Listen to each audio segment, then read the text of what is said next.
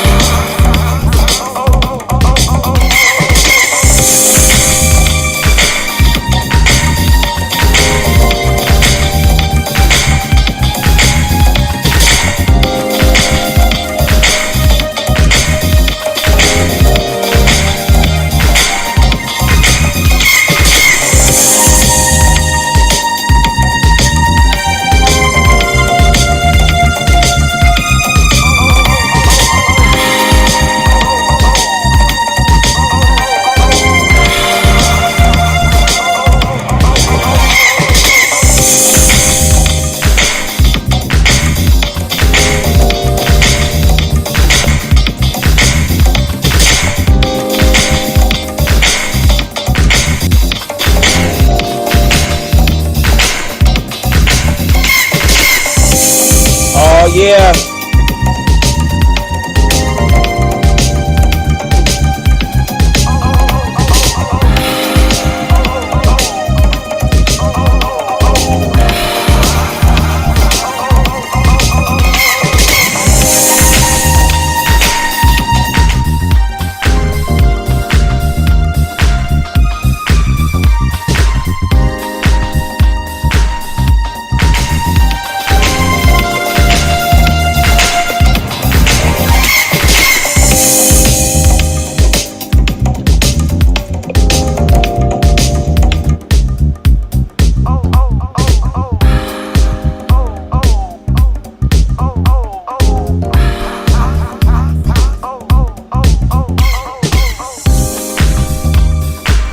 No, they're not.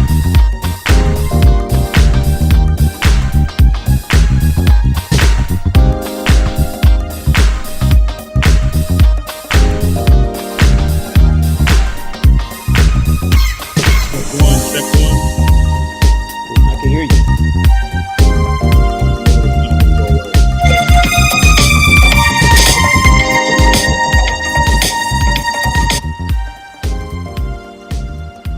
There we go. Jeez. Hey, Hey. happy What up? Thursday. Happy Friday, Junior. What's happening? Somebody got an echo. You got an echo? Yeah, somebody is Shahid, you hear an echo? not anymore. Oh, okay. Let me know. Gotta get this stuff under control. We're doing a different format tonight. Same system, just a different way of doing it. And then, that overlay at the bottom is too big, man. I gotta make it small because it's covering up the names. Or, Yeah, it's kind of thick. I should move it to the top. Yeah, I like that. If I move it, if I put the banner up here, Uh-huh. it won't be no big deal. Shahid, you there? Yeah, you got me muted. Somebody got me No, muted. no, we can hear you. Nobody's muted. It I You said just just, gotta, yeah, it was still on my screen too. You just gotta hit that little X button. I thought I was muted. oh, okay. All right, all right, all right. What up, Shane trying to everybody? control me. Everybody's under control. You trying to put shame on my name. Who we got I, here tonight, I man? can't talk about it no more because you said five new pie. I can't talk about it. You got me muted. You trying to control me. I'm just saying. You put some respect on my name. I'm out here crying like a 2-year-old little baby in public. I ain't never come to you man to man and address you one on one. You feel me? Nah, that's not everybody. Don't do that. I guess these days. I mean, I guess that's out the window, huh? Yeah, just Jazzy podcast is here. One Yo, I community. saw one community. I saw him on the show you was with the young lady. Which one? Uh, the one I was just talking about. Oh, one community. Okay. One community was on that show that you was just talking about, that I was just talking about, and then what's the young lady name? The light skinned young lady, Jade, I think, or something like that. I don't know, bro. I didn't want to talk about that. What up, Clement? You know, it's a hot topic, man. Clement No, says Black Pearl is in the house. My man Samuel's here. My man Clement is here. The soldiers is pulling up. Jill is here. Red Lipstick Vibes is here. You know, we were supposed to start over an hour ago. So we are over an hour late, but we are still leaving on time. So we're big not even fact. going to put that like we are still leaving on time. We're just going to have a short show today. Ladies and gentlemen, we're changing the format. Hey, Kaya. Good evening, Kaya. How are you? Did you get my message, Kaya, about the show that I wanted to do with you? Um, Hit me up if you didn't get it. Hopefully, you got. Check your email. Um, but we're switching it up, and so now we got bigger. The images are bigger. We're using different software. Hopefully, it's just as clear. We're coming live to everybody in 1080p. Before we were in 720p. Now we're in full HD, so the picture should be a lot clearer. But we're still here to answer questions for Ask a Black Man Anything. You know,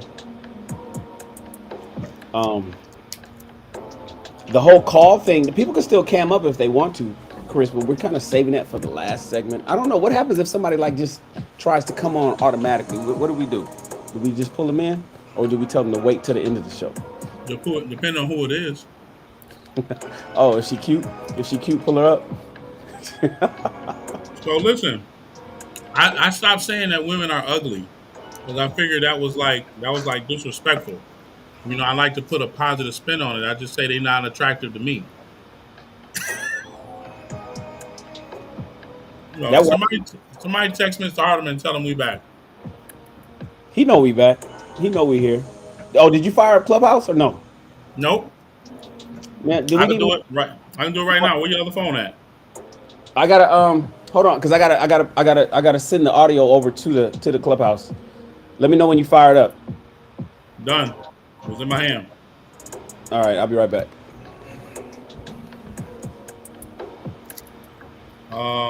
Guess I need to. Mr. Muhammad, you want to jump in there, sir?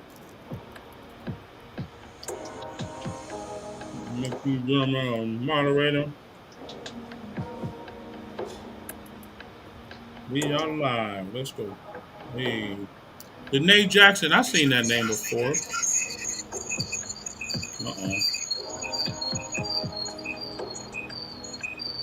Let me mute my damn self. So hey, mute yourself.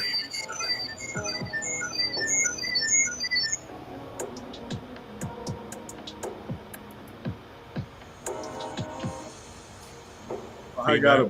why I got a balloon button up? I don't know.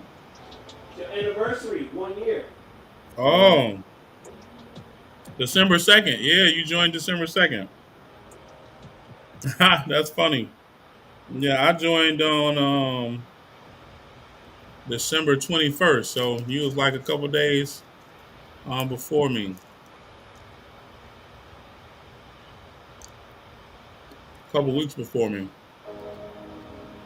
That's crazy. Big facts. Don't want me. Hey, Esther.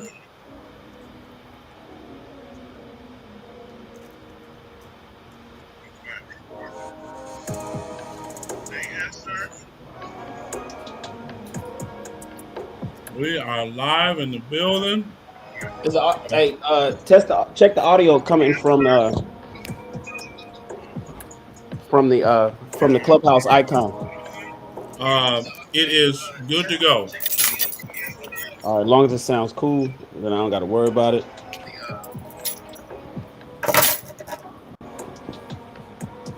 Yeah. Want to welcome everybody. We apologize for the brief delay. Um, as as I was cussing out Shan in the back channels, you know, I had to get him right. He wasn't wearing his bald head. He had grew his hair back and stuff. So I had to tell him he had to. No, I'm just kidding, everybody. That's not what happened. Anyways, happy Friday, Junior. And on the East Coast, we are like an hour and a half away from midnight. So I'm not gonna be here all night because I love y'all, but we ain't about that life. Anyways, good evening, everybody. I am Chris Davis. How y'all doing, good people out in social media land, YouTube land, Clubhouse land, wherever you are watching us from? Want to welcome you to Ask a Black Man Anything, and that's exactly what this show is, where you literally can ask us anything. And we have a new thing that we're rolling out tonight. Most people are scared to come on camera, but they still want to ask a question. So, have you seen or heard, because you're probably not watching it, you might not looking at YouTube or not YouTube, Instagram for Steve Harvey's Strawberry Letter. But if you can recall the Strawberry Letter with Shirley Strawberry, you can write your question into us. It's right down at the bottom of the screen. Questions at aabma.live. If you have any question, you can send us an email. We'll get it and hopefully your question will be the one that we answer live on the show. And don't send it like 17 times because I'm going to delete it 16. Send it once and make sure we get it. Now, if I send you a reply, tell that you didn't send the question, then you can send it again. I mean that in the best. Don't send me 1,000 questions just because you want me to. You want us to see your question more than anybody else's. If you want to be private, you can definitely send us a question here. Question at aabma.live. We will be happy to answer your question on our next show. So if you send it now, it'll be for the next show. So want to be the first person to ask a question? By all means. Um, I haven't fully discussed this yet.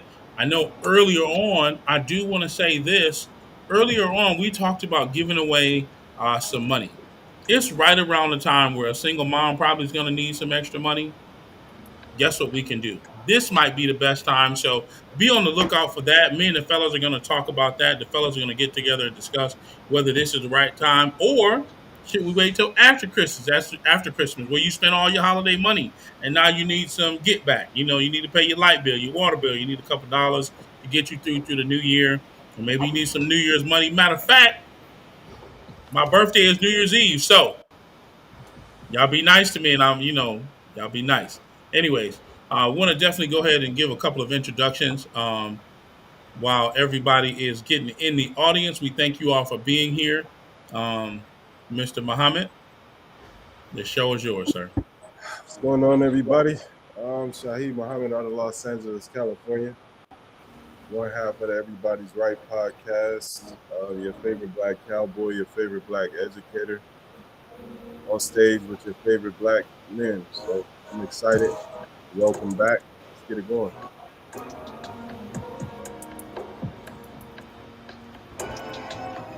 Yes, it's I don't off think there now. Colin is here. Colin, Uh. Before the billion said not just for a single mom. She said I could use the extra money. I'm here for it. I'm here for it before the billions. Mr. Producer. what's happening, everybody? My name is Shannon Rawls, coming from Los Angeles, California.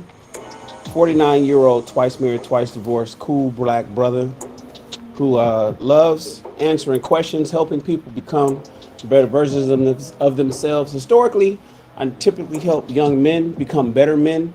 Now that I've made my way over to YouTube, I've changed my format. Now I'm helping people become better people, which means I'm helping men and women over at my channel. Please follow me on YouTube.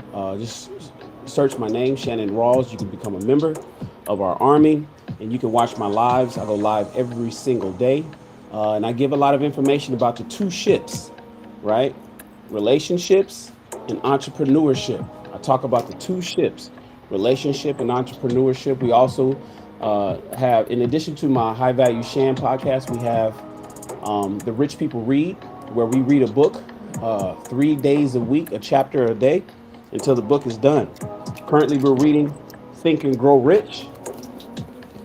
So if you guys want to get tapped into Think and Grow Rich, we're currently already on. We read chapter 9 tomorrow morning. But if you want to catch up with us, 15 chapters. If you want to catch up with us, go grab the book. It's really inexpensive book. You can get. In fact, you can get it on your iPhone for free in the Books app. Catch up with us on chapter 1 through 8, and then we'll be reading 9 through 15 over the rest of the month of December. I appreciate you guys for tuning in, and we're gonna have a good night tonight. It's gonna be a short night, but it's gonna be a good one nonetheless. Indeed, indeed. Good evening. Hey, Carla. I was just fussing at her earlier. Y'all don't know Carla is my social media sister. I'm not gonna call her Clubhouse sister because now we're on YouTube and we're on Facebook and Instagram. So she's my social media sister.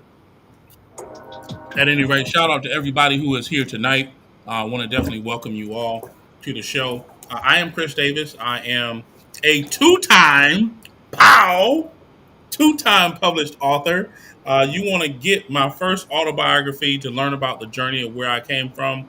I'm probably the only black person that you know that has designed and published a board game. So that is in this book, how I got to design a board game.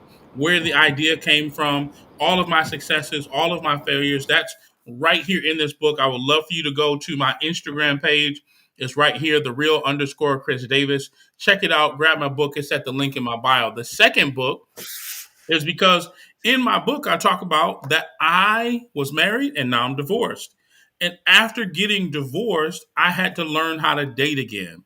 And so I don't call myself a coach. I actually call myself now a coach, a dating content creator. I, on my Instagram, create lots of dating content and give people tips. Because I don't get paid for coaching. So I feel like if you coach, you should be paid for it. I'm not going to coach you for free. So there's that. This is a second published book that that I came out with. It is the art of the ultimate vetting guide. And so if you're looking for it on Amazon, you want to put it the ultimate vetting guide workbook, and it'll pop right up. This book is because I didn't know how to date, and so what I had to learn how to do is I had to learn how to ask the right questions so I could see if the person that I'm vetting is the right person for me. And these are must-have conversations. Here's the thing: so many people get excited about dating and you don't really get to know the person that you're vetting. So that changes everything. Yet this book changes the game. With that being said, I want to welcome my brothers, Mr. Jerron in the building and Mr. West. Mr. West, go ahead and introduce yourself, gentlemen. Okay. My name is Jerron. How y'all doing, guys? Good to be back amongst the brethren. I'm Jerron from Jackson, Mississippi, licensed clinical therapist, social worker, whatever you want to call me. Always glad to be around my brothers. Hope everybody had a great and blessed Thanksgiving with your family, and looking forward to the discussion tonight. I'm going to pass it over to Wes. Yo, I'm not sure if you can hear me. Can y'all hear me? Loud and Yep. clear. Cool. And that Cool. mic is Let's A1. do it. What'd you say? I said that mic is A1. Oh, thank you, brother. Wes Stewart, filmmaker and cinematographer out of Los Angeles, California. That's it. Artistic IQ on all social media. Let's get it, fellas. Man, Shane. No, Danae, there's not a ebook. So here's the thing. Let me answer that real quick.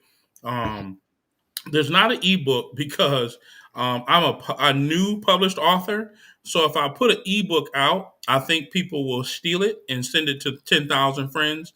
So I'm not with that. And here's the deal: when you're vetting someone, you want to be able to write it down, and you want to be able to look back at it. So that's the thing. The book has questions that you can ask every person that you're dating. And then it gives you an opportunity to evaluate your answers based on the things that they say, and you can look back at it. With that being said, welcome to the building, Mr. Hardiman out of Houston. Screw Stan. Go ahead and introduce yourself, sir. Hello, Uh, everyone. Colin there he Hardiman. Gotta is. excuse me. I was on a phone call. But Come on. Colin Hardiman, executive producer, founder of Amazing Media. Glad to be here for episode 19. Ask a Black Man Anything. But yeah, the show's already started, so I'm here.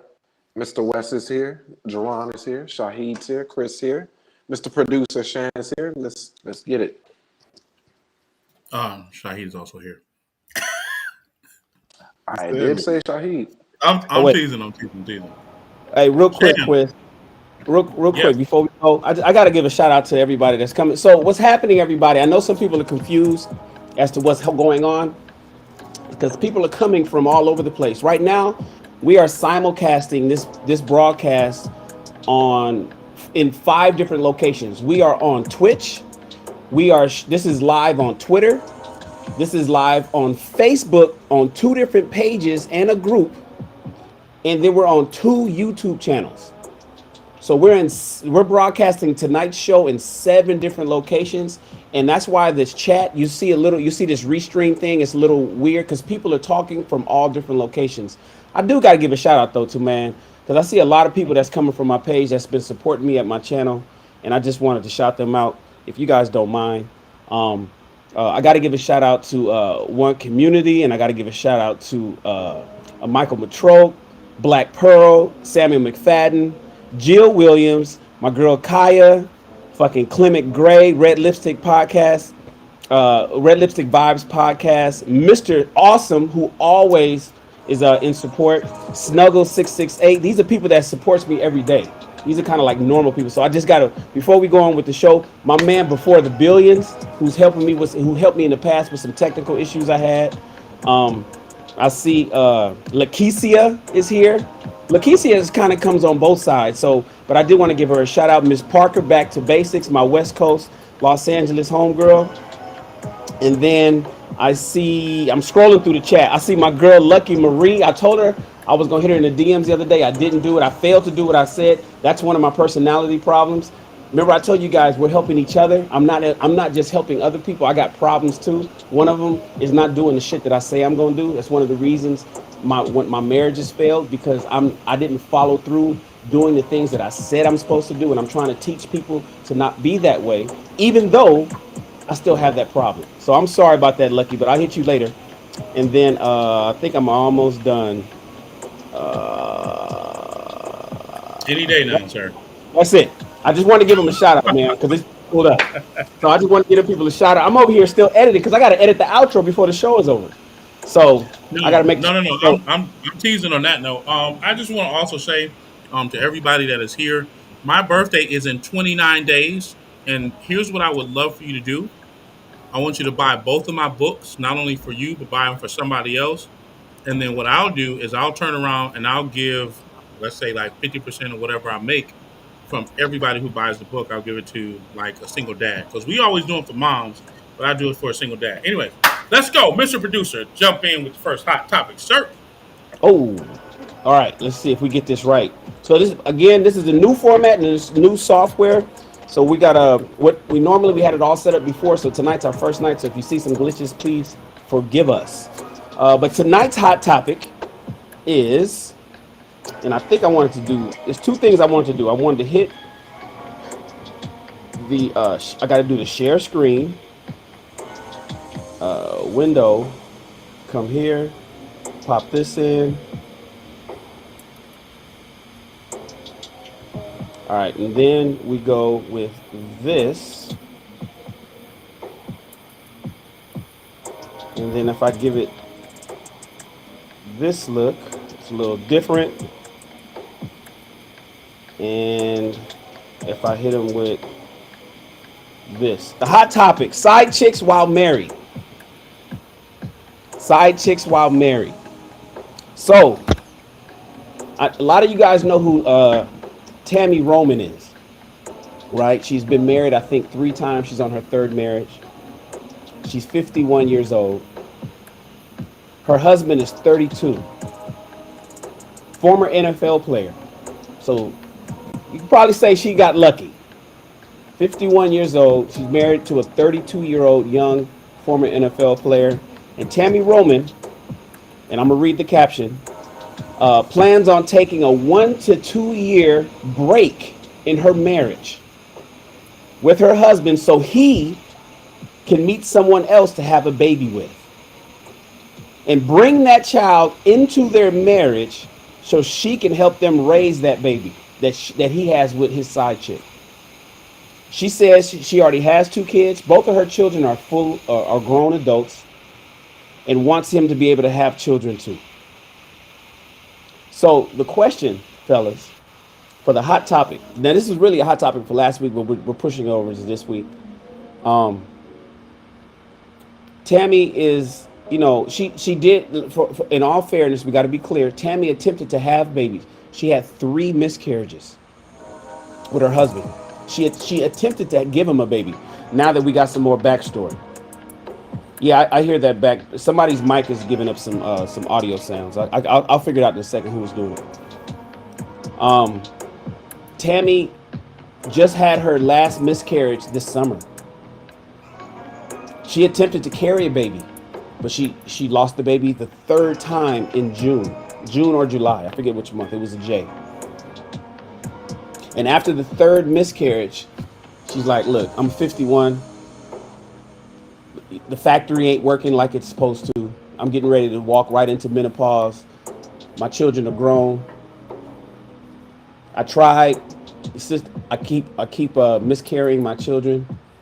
But you don't have any children and you're fertile and you're only 32 years old. Go get you a side chick, get her pregnant, bring the baby back here. We'll raise them together. All of us as a happy family. The question, fellas, is it okay to have a side chick if your wife allows you to do it? Is it okay? You know, we can speak biblically, we can speak morally, we can speak, I'm only 32 and I don't have a legacy. It's however you guys want it. You take it wherever you want. Is it okay for you to have a side chick if your wife tells you go get one? Yeah, I think. So go ahead, Shay.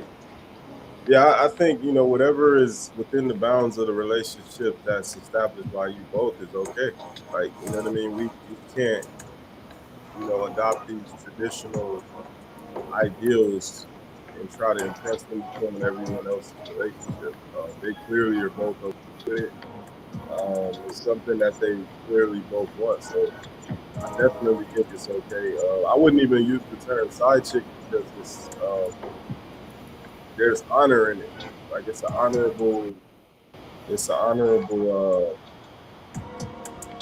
privilege that she's given her husband, and it sounds like something she wants as well. So I wouldn't even use the term side chick because it's kind of demeaning, but it does sound a bit dangerous in the sense of because whoever this other woman is, I think they need to do a little more vetting on who that woman is going to be, and have her understand what the assignment is, because if that's not clear, that can open up a whole other can of worms.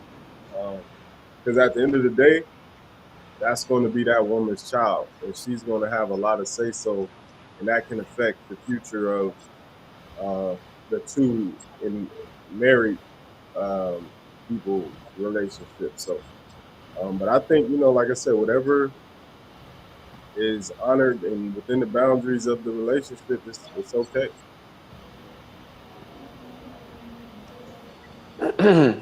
So I would like to say I'm going to come from a biblical standpoint. Nothing new under the sun. May I refer everyone to Genesis chapter 30, 1 through 5. That's the story of Rachel and Jacob. So it says, and when Rachel saw that she bare Jacob no children, Rachel envied her sister and said to Jacob, give me children or else I die. And Jacob's anger was kindled against Rachel, and he said, am I in God's stead, who hath withheld from the fruit of the womb? And he said, behold, my maid Belial, go in unto her. And she said, and she shall bear upon my knees, that I may also have children by her. And she gave birth Bilhah, her handmaid, to wife, and Jacob went in unto her. So, of course, that ended up backfiring because Rachel ended up despising the maid. So, nothing new under the sun. So it's just that same setting again, which is why men typically should lead and make the best judgment or make the best decision that is beneficial to the relationship. Because of course there was no pushback from Jacob. It was just like going to the maid. Okay, not even a thought. It was just like okay, and like I said, it just backfired. So it just caused all kinds of rifts, and then of course it was frowned upon by God. So I definitely don't think this is the right move or a good move, because it definitely has the makings of it just backfiring. So that's my take. So, Colin, let me ask you, what's a reasonable solution? Reasonable solution. I mean, you can adopt. You can adopt kids. You can. I mean, I've had friends that have done the same exact thing because they were unable to have kids, so they end up adopting. Um, and these are like 2-year-old, 3-year-olds that they raise until 18, 19-year-old full-grown teenager to this day. Um, so I mean, there are other alternatives, but that's the one that comes to mind is just adoption. So I'll give my take on it. I personally think that it's important to read the question. So the question says, is it okay to have a side chick if your wife allows you to do it. So to me, it seems as if she has already given me the okay to have one. And so, based on her approval, then I would be willing to make that decision. Now, of course, if she's not okay with it or she doesn't want me to do it, then I wouldn't have a side chick. But in this particular case, she's 51. She already has grown children. She's tried to have kids again, but she's not able to do it. I mean, I'm 32 years old for one, and so I also think at a certain age, okay, I'm 32, she's 50 something. She probably already know what she's getting herself into, and so um, based on that, I do want to have kids. I do want my legacy to be able to continue, and so if she's giving me the approval to go and have a side chick and have a baby by her, then I'm not going to turn it down. But the key word is if she gives me the approval. If she doesn't give it to me, then no, I'm not going to do that. But if I do get the approval, I'm not going to lie, I am going to do it. So that's my take on it.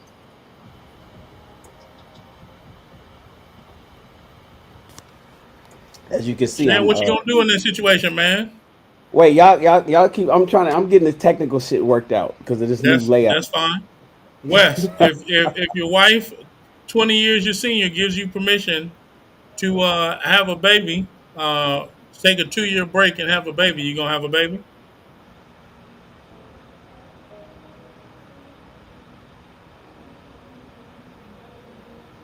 Oh, okay. Thanks, Wes. So I jump in. Oh wait, If was somebody talking to me? I was it's, having connection issues. Can you hear it's me like now? only one Wes on the show for the record. Yes, sir. Can you hear us now, Wes? So- yeah, I got you now. Thank you, sir. Yeah,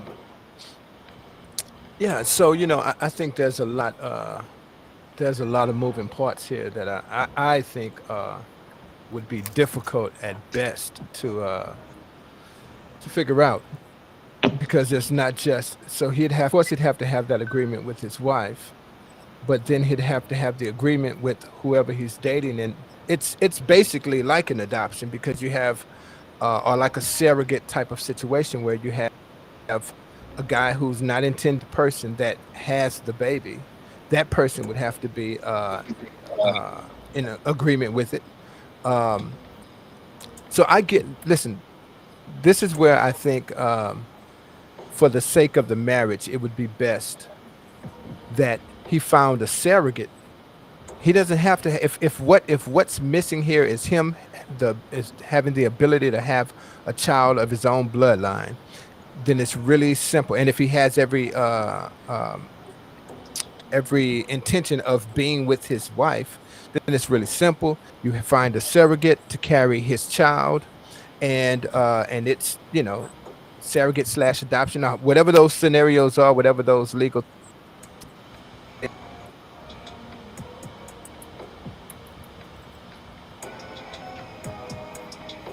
Okay, so Wes Maybe is first. having internet connections. I told him to get off of his hotspot on his phone. I apologize, but sometimes Wes doesn't listen. He likes to use his hotspot. His real internet is connected to the computer in the back. As you see, he's trades, and we try to work that out. I don't know what he's got going on. Anyways, no, that's not what's happening. I have no idea what's going on with Wes. But and I'll jump in and say if my wife is giving me a 2 year break, in my opinion, whether it's to have a child or not, what she's telling me is that she is done with the relationship. Because if you give me 90 days off without you to go and find and procreate, I'm probably not coming back because I'm going to find someone typically in my age bracket. If I was 33, um, if I was in his shoes, I mean, I literally could have the pick of the litter. He's a former NFL player, so that means he may or may not have some money left over or what have you. He doesn't look like a bad looking guy, so um, I would. definitely find somebody in my age bracket and just move on, and start a life with a woman that'll be there for the duration of the child's life, and not an unexpected soon departure. That's my 2 cents on it. Wes, are you back? Yeah, I'm back. You got me? All right. You want to Am I finish up good? what you were saying? Yep. Yeah, I can't remember where I left off at. What you didn't hear, but basically, I just think it's really simple. Um, uh, you find a surrogate, she have the child, you make whatever legal agreements need to be made, and you continue on with your anything less than that. You can't predict or dictate, predict or dictate. Involved potentially when you're letting someone actually go out and have a relationship. So basically, uh, I think that that's just perhaps her way of, and this is the one thing I don't think that is talked about. Um, I don't think she's that into him. I don't think she's committed to the marriage if she's allowing him to actually go and have a relation, not just have a baby. Having a baby is so. That's my take on it. Appreciate you, Wes. Um, that is, Do you? yes, I definitely said so. So, I mean when I say it, I say what I mean. Don't question my loyalty. I should say it again. Never that, brother. Uh, So why do you guys think that Definitely. why do you guys think remember not hear me why do you guys think that she's checked out of the relationship when she attempted to have a baby just months ago and lost it? And this is the third well, time she lost the kid. it's She not has that three she's of these checked children. out. It's I would check out. So that's my approach is, if you give me 90 days off, I've checked out. I'm already gone. If you don't talk to me, communicate with me, and you give me 2 years, 2 years is a long time to go and find somebody and procreate with that person. That means you're spending time with the person. You're vetting the person. And when you find a person that, if I when I find somebody that's within the reasonable age bracket that I'm in that 30 to 31, if I'm 33 years old, I'm gone. I'm serving you your papers and I'm going to part Mhm. ways, especially after 2 years. And here's the thing that some are not talking about. What if she's more active in the bedroom? The new partner is more active in the bedroom, or better, or does more, or is more whatever. That's the issue that you face. You're bringing too many variables. And so that's why I say, I know I would Right. be done. I would just walk away. It doesn't make sense for me. And let me I don't just know add to that. this. Go ahead, brother. No, go ahead, Wes.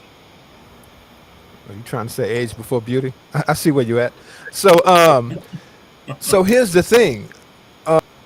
Um, People may think that because she's having a baby, because she's willing to have a baby, that somehow is means that she love and in the relationship. Those two things don't have to be connected. I think her trying to have a baby might have been something that she was willing to do for him. But how many times are we in relationships that we're willing to do something for the person, although we know we're at the end, or we're at a crossroads, or we don't feel like we once felt.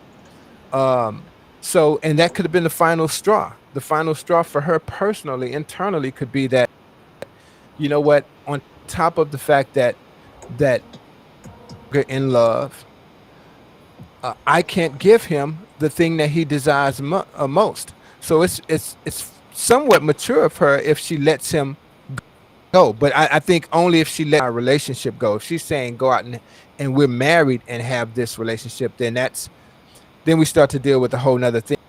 And it makes me wonder if she's on to him for financial reasons or something like that. If she's allowing him to have another relationship but not willing to get divorced.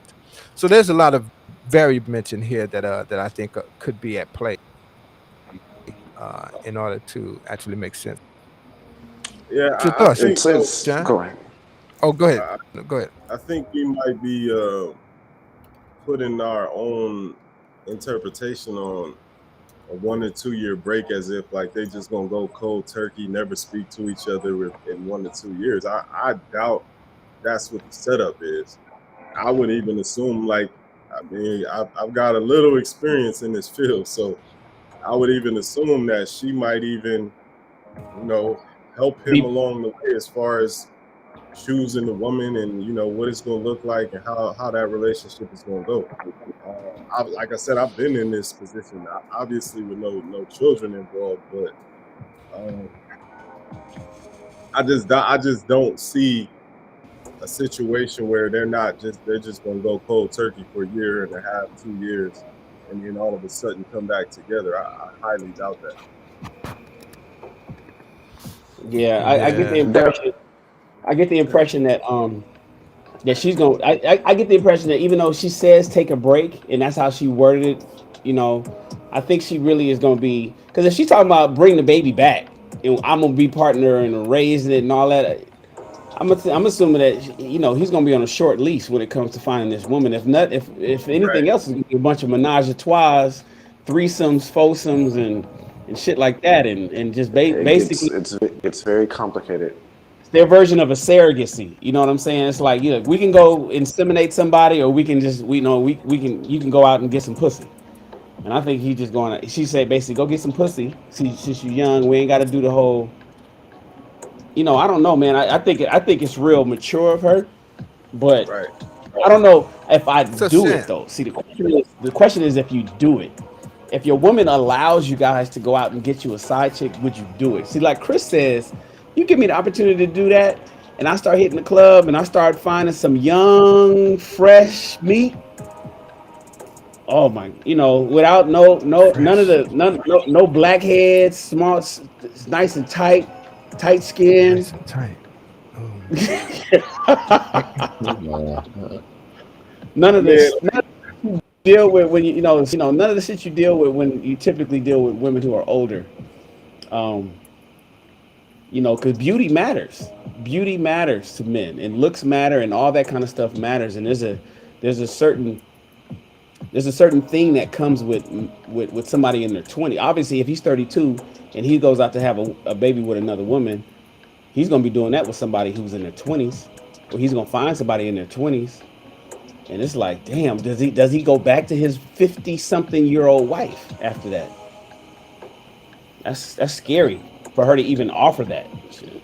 Yep. Hey, Gets sometime in marriage, very, very sacrifices got crazy. to be made, though. She just making a sacrifice for her marriage. So at the end of the day, she feels like that's the best thing they need to do for their relationship or their marriage. Then, hey, she making the best decision.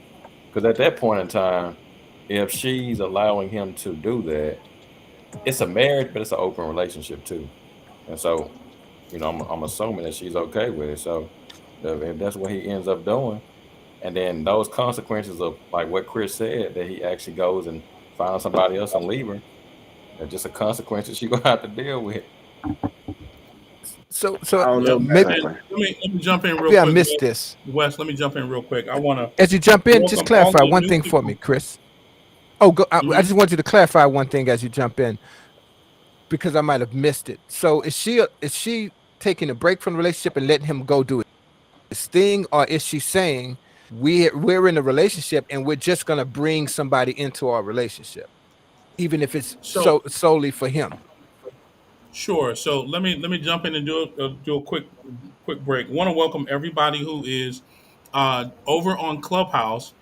If you actually click our link at the very top, I just posted it in our room.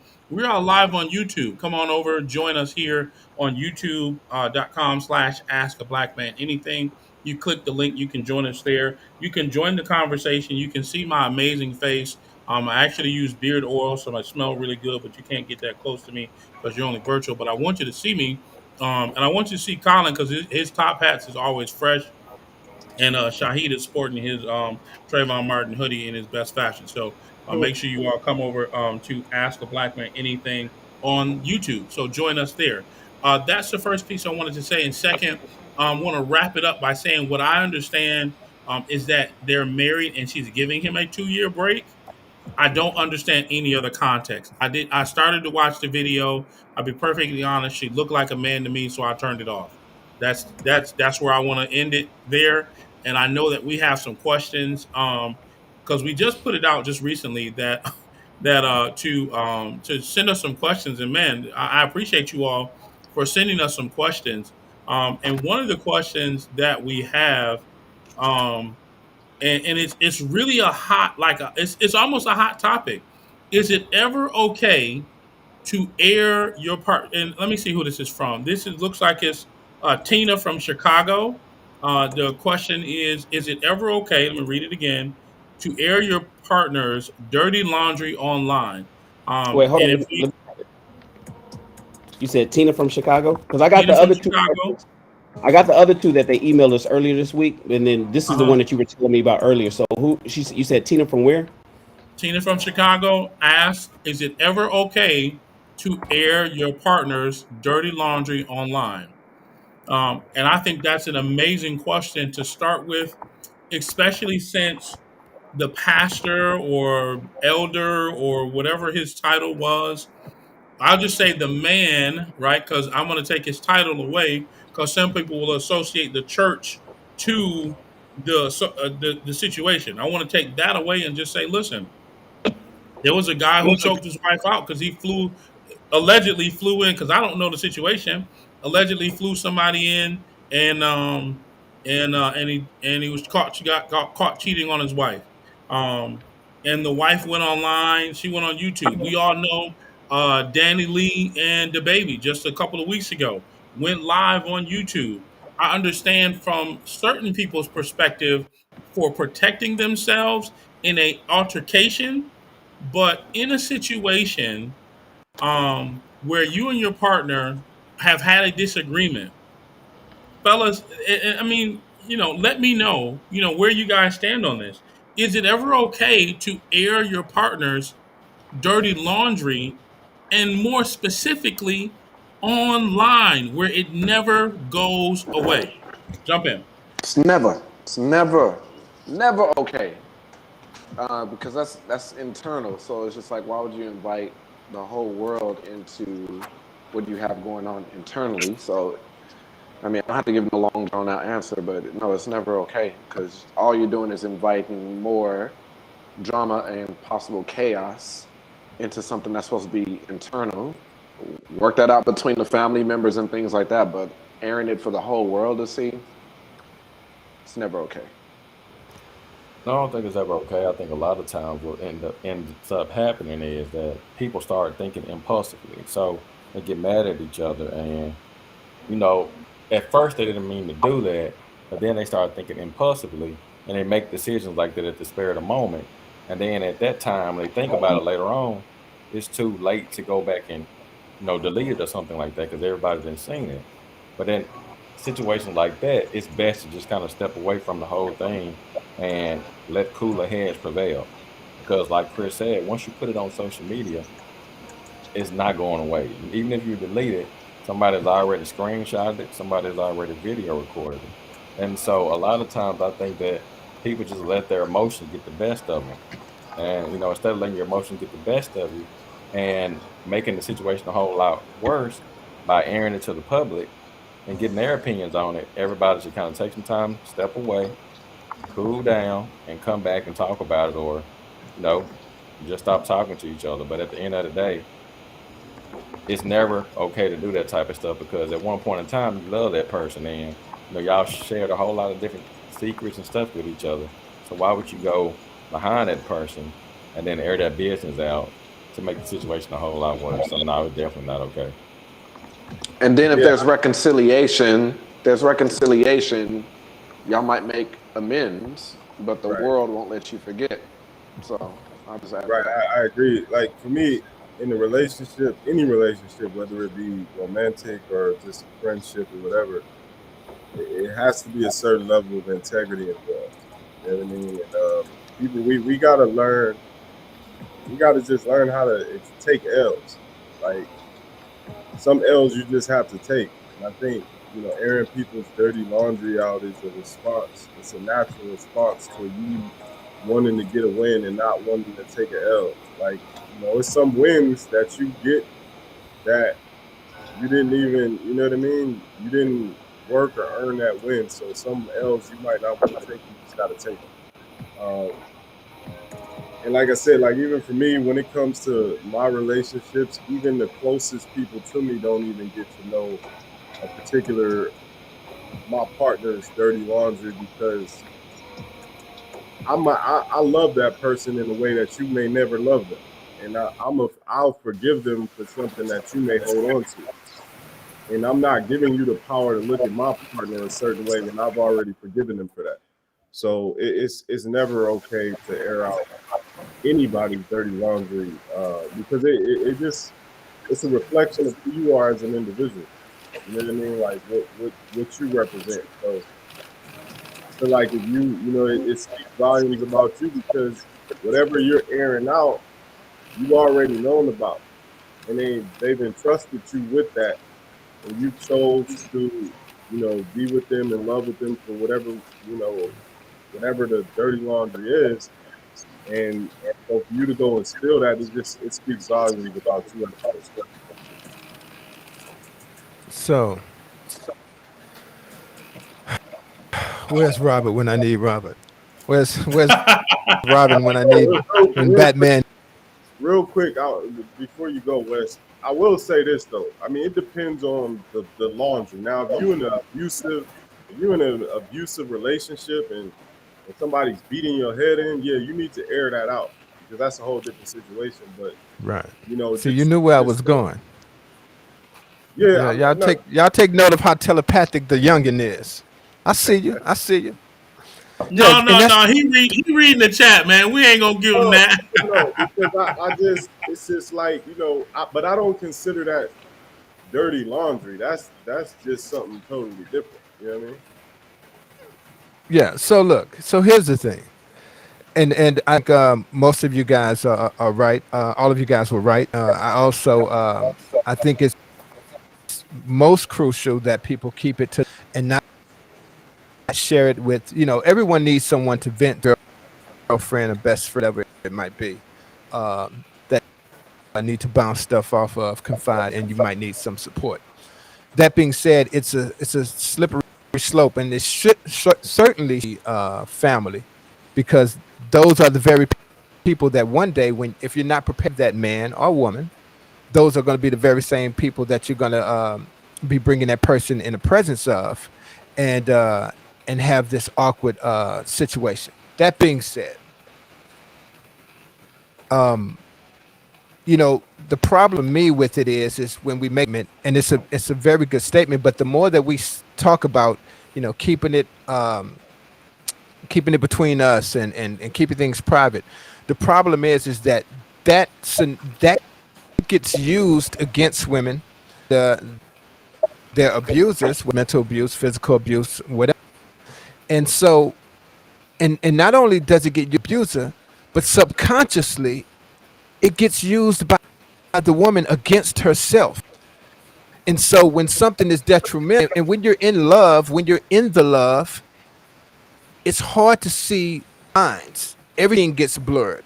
And so you no longer realize, a woman particularly may realize what's appropriate to share, what's necessary to share, what's private. And meanwhile, ship with is screaming, it's all private. So, and I definitely feel the point about the kids having access to this stuff in some at some point in life.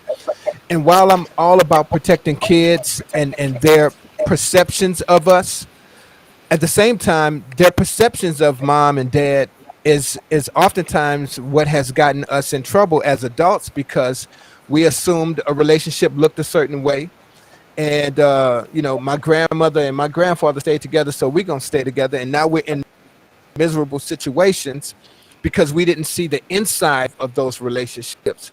And so I think while you can protect kids from certain imagery and seeing their parents in certain lights, I think it's also important for kids to grow up and know exactly who their parents are, not just who they are to them, but who they are to the dynamic of that relationship looks like.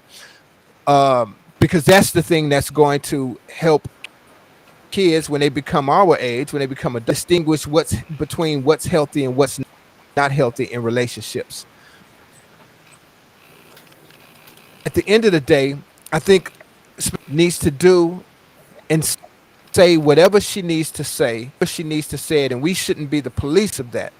And sometimes that's not going to fare well for the scenario. But the one thing is that when women start to find their voice, they're just going to have better outcomes, not in relationships, not only in relationships, but also out of relationships. Because everybody that's married don't belong together, and too many women are stuck in situations where they're holding it together because that's what's expected of them by society, by their parents, by their communities, by their churches, and by their children. So that's my take on it. So Wes, let me ask you this. So let's say I don't know. I don't even want to use anybody on this panel as an example, but let's just say somebody in the comments. Do I what? Why do I need to know about that? Anything, any dirty laundry that's happening within their relationship. Right. So let's get to it. So let's personalize it for instance. So I'll Uh-huh. personalize it for me. So let's say if if my ex-wife or whatever the case is decided to say, "Oh, I think Wes is an a-hole or whatever," and X, Y, and Z. Um, That's not dirty that's laundry. her right to do. Oh, That's not. so right. But that's how it starts. That's what leads to the dirty laundry. Uh, she was a part of that scenario. So everyone who takes place in a situation does have a right, but they need to share about the situation. Even if it's just their perspective and not the actual reality of what it is. I think that is appropriate depending on what the intent is. Is the intent or is the intent to help someone else, right? So then that's between her, right? So I think when you're that involved, when you're a part of a relationship, it's your information just as much as it's my information. And I usually, any chance, I'm a place of transparency, and so I'm still vulnerable and whatnot. But I try to be as much of an open book as I can, and so I'm accepting and I'm accountable for my whole life. And there's someone feels a certain way about a past relationship, then I'm willing to address it. I'm willing to own my role in it because I haven't always been the guy when it comes to women. And then whatever is not true or I have a different perspective of, then I'll discuss it. I'll address it. Nah, It just is I what it think is. though. I think the difference though is like somebody having an opinion on their experience in a relationship is different than dirty laundry. Like your ex-wife saying, "Oh, West is an asshole," yada yada yada. That's one thing. That's her opinion. If she want to do that, cool. But if your ex-wife comes out and shares a family secret or something of yours that you divulge in a vulnerable situation in Right. confidence, that's two totally Right. different things. So Right. let me jump in real quick and give you because I saw a comment that I wanted to address. I think Ashley said that those are things that you need to address in the beginning stages of your relationship. So if I'm vetting a person, I'm going to ask them right here, how do you handle conflict? That's in my book, right? Another question I'm going to ask them is about vulnerability. When you're vulnerable, how do you respond? How do you act when when you feel threatened or whatever the case is, or when you don't feel safe? Those are questions that if you're asking in the very beginning while you're vetting a person, you can see after you take 30, 60, 90 days and you've asked them that question, you get the opportunity to see how they respond in different situations based on what they told you in the first few months of you talking. Another thing that I ask about is public appearance. What do you want our public and our private appearance to be? What do you want our social media to look at? Those are questions that you need to ask in the vetting process before emotions get involved, before people get excited or angry or have anything positive or negative that's going to cause them to fly off the roof, right? And I'm gonna ask Shan because I think it's important. How do you, Shan, personally feel about airing dirty laundry? I think And it's it, ridiculous. going from social media to social media, or public on or online platform to online platform, and just telling everybody either the whole truth, the half truth, or nothing but the truth. How do you feel about that? I think discretion, discretion, discretion. There's two type of relationships. There's private, and then there's secret, and then well, it's more than that. It's private, there's secret, there's public, right? Um, I like to keep my relationships private. You know, secret means don't nobody know. They don't even know I'm in a relationship. I don't like that, right? You know, it's okay for somebody to know that I'm with somebody, but then I like to keep what we got going on private. I don't want to keep it secret, I'd rather keep it private. And so that means you can see the good stuff because the good stuff, like when I'm showing the good things in my relationships and us vacating, us playing around, us joking, us loving on each other, us kissing, us PDA and all that other kind of stuff. I don't have no problem with showing that. I don't have no problem with showing the good times on social media, Facebook, Instagram, YouTube, whatever, right? Because one, it gives me memories, and those are the things that makes me feel good about my relationship, and it encourages me to continue to do that because that's what I prefer to have on a daily basis.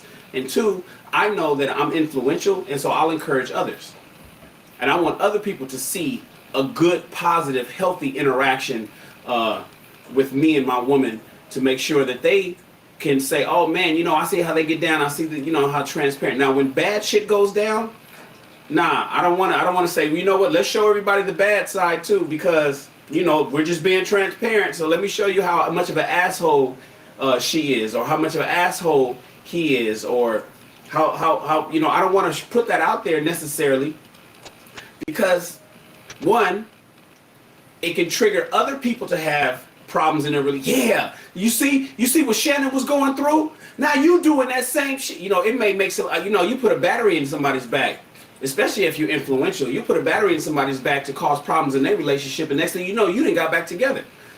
I told you guys a story about my brother, who in 2006 or 2008, I forget what it is. You know, he put his wife through school, and then when it was time for him to go to school, she said, "I wanted to keep going to school." So then after she got her first bachelor's degree, she kept on going. He kept on working because they had a deal. You go to school, I work and cover everything. And then when she finished, you got your degree, you go to school and I do everything. And then what happens is at the end of the relationship, she started cheating on him and she chucked the deuces. He never got a chance to go to school.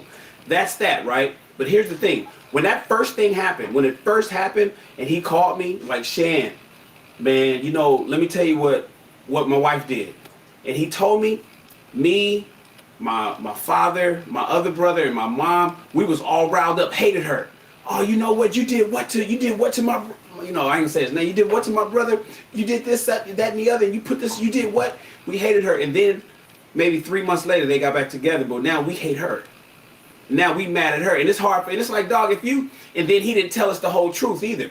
He was lying about a few things. And it's like, why didn't you mention that shit when you was telling us 3 months ago? You had us, you know, chasing her up like she was you know, like a witch in the fucking, you know, with pitchforks and torches. And now we hating on her, and it was hard for us to recover back to liking her while he's loving on his wife. If he'd have kept it all private and dealt with that shit on his own, we'd have never known anything. Now, that's on a family level. Imagine taking that to the internet. Now you go to the internet, and then you putting up there, and this happened just recently with on my show where I talked about Willie Willie Davids, I forget his name, where he took a break to go to the mountains because his wife was getting on his damn nerves. And so him and his wife of 4 kids, he was driving him nuts. I can't hear. You ugly motherfuckers ain't finna be mocking me while I'm on motherfucking stage. Shaheed, that's you. Shaheed. And that's your boo. Shaheed. I had to meet Shaheed. Blooper. So what happened was, Willie left his family and went to Sedona, Arizona. And when he went to Sedona, Arizona, he called himself, I just need to take a break, right? Well, his wife went straight to Instagram and said, look what this nigga did. Now she already kind of like don't respect him. She put their family business on the internet for all of us to see. Now Willie is a celebrity, and they did like Love and Hip Hop episodes back in the day. He was on Diddy's. He had a music group with Diddy, and he was part of making the band and all that other kind of stuff, right? Every woman came at him. Oh, women don't ever get a day off, and why are you leaving your family, and what the fuck is wrong with you? You dusty this, you dusty that, you ain't shit. They came down on him. I did a show, I came down on her, right? Because of the way she did it. And I said, why are you putting all your business out there in the street? Why is everything happening? Willie, so then when she went live and the Shade Room picked it up, Willie had to go live. I mean, when she did her post, Willie went live, was like, yo, man, I wanted to get away. If I would have stayed home, I was going to die. If I would have stayed home and dealt with that, it would have been worse. And then we'd be real mad if he'd have killed her, or if he'd have hurt one of the children, or he'd have killed himself or hurt himself. So he had to come and make a response video. But the only reason he made a response video is because his wife went to Instagram to tell us about their personal family business. Now dig this. Everybody came down on Willie. Some men like me, was supporting Willie, and we was like, nah, I see through that. I see how your wife is, and you can see the show later. 3 weeks later, guess what she did? Oh, me and Willie together, he back in her arms, and she took a picture. I'm sorry, baby, for putting us for being... And then she blamed all the people on there, calling everybody that watched her watched her stream, stupid. All these silly, she called them silly. I'm sorry for putting our business on there and all these silly people getting in our business or some shit like that. And had a picture of kissing on him. 3 weeks later, this was in the news. People did shows about it. I did a show. What's going to happen, blah, blah, blah. And what happened was it was just a married people fight. And so she came back and they kissing and hugging on her page. And everybody's like, oh, damn, you got me hating this dude. You got all the women. You got us hating this dude, calling him dusty, saying he ain't shit. Girl, you supposed to be riding with the sisterhood and all of that. And now you back with him? And the men, like me, are saying, yeah, because you didn't know the whole story. And she probably was embellishing the truth. And she probably was saying stuff to rile up a team of people to be on her side. But he's still covering her. He pays all the bills. He keeps that family going. He just needs to, that's none of our fucking business. But she put it out there. And so now, what does that do? If she would have shut her mouth, and kept her mouth closed, if my brother would have not told us what was going on, then they could have had their quarrel, they could have worked through it, and then came back and we would have never known. So in my personal opinion, I know I went long, I'm sorry, I'm over here editing videos and doing stuff while y'all talk, but my personal opinion is, you can have a private relationship, show the good times, but the bad times, keep those in-house, because you could work through that, and more often than not, they're going to be temporary. And then you don't let people inside your family life picking sides, hating the husband or hating the wife, when in fact you guys are going to be back together later on anyway, and now you didn't cause dissension even with your friends and family from a distance. So keep your shit private, man. Don't tell nobody about that. Because what it is, I have it's two quick emotions. thoughts. It's Go ahead. emotions. I'll be short. It's emotions, and yeah, it really is just they feel like they're not heard in a relationship, so they reach out to the public just to kind of garner support or try to get people on their side. But yeah, it's always like that, where it's just like the full story is not being told. So I do my due diligence, and when stuff is aired out, I simply just don't participate. But go ahead, Wes. So And real that's what I quick, I wanted to wanted to go say ahead. a special shout out to Mr. Awesome. Thank you for the $5 super chat. He says if we learned anything from the Jada Pinkett saga, Will was amongst the most respected and looked up to man once upon a time. Shaking my head. Go ahead, Wes. Until they business got on the internet. So their business got on the Well, internet. his couple thoughts. One, I definitely feel what you're saying, Shannon. That's actually true in some scenarios. But the reality of it is that 99% of the time, all we see is the good from relationships. It feels big when we see it from people who are in the limelight when it gets revealed. But the reality of it is that uh, most people on Instagram, for instance, who are married are happily married if you go by the pictures and what they post and what they show. Just like most people on Clubhouse are millionaires. So that being Or said, they're making six figures. right. So that being said, though, I believe that if you and the battery in their back thing, but if you show someone and then they say, you see, you're doing exactly whatever, you didn't create that situation. That's already been there and been lying dormant, or the person just now has to have someone else going through it to say that I'm talking about. Uh, so I battery necessarily in someone's back. Or, well, it may be a battery, uh, but batteries give energy for people to do shit like leave, right? When shit is terrible. So it's not a bad thing, and that showing that the problem. The problem already exists, and that's why someone is even pointing at that public problem to say, "Hey, that looks doing or what you're doing." Um, the other thought is that damn, I must be taking Robert place tonight. Now I'm forgetting. Because you got static on your mic. Shan, I like how you avoided my question. I probably did because my mind is not here right now. I'm sorry. I hate that. I hate I the asked you a direct disclosure. question What with was the it? big eye. No, I'm teasing. I want to just say What that, What did I and this miss? will be the kind of the ending of this one because we got another question we want to jump to. Um, I want to say that there have been times, even on this show, where even amongst us, where we have disagreed,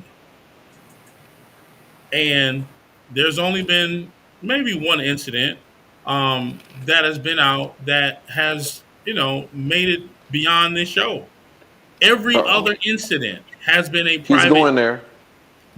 No. And I think that's how things should be handled. You should handle things privately unless it can't, and when it can't be handled privately, because that's what the Bible talks about. As a man of faith, go to your brother, and if you can't resolve it, bring somebody else in, right? I'm paraphrasing. But when it can be handled privately, handle it privately. If the person won't listen, then you take it to the next stage. Then you escalate it, but not Agreed. social media escalate for two Mm, reasons.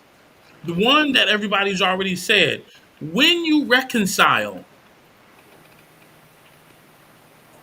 and everything is good behind the scenes with you and that person, nobody else knows that you reconciled because you'll air the dirty laundry, but you don't air the reconciliation.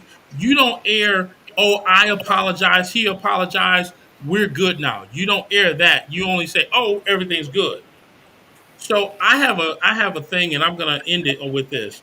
I have a thing that if you embarrass me in public, you apologize in the same place that you embarrassed me in. Use that same energy.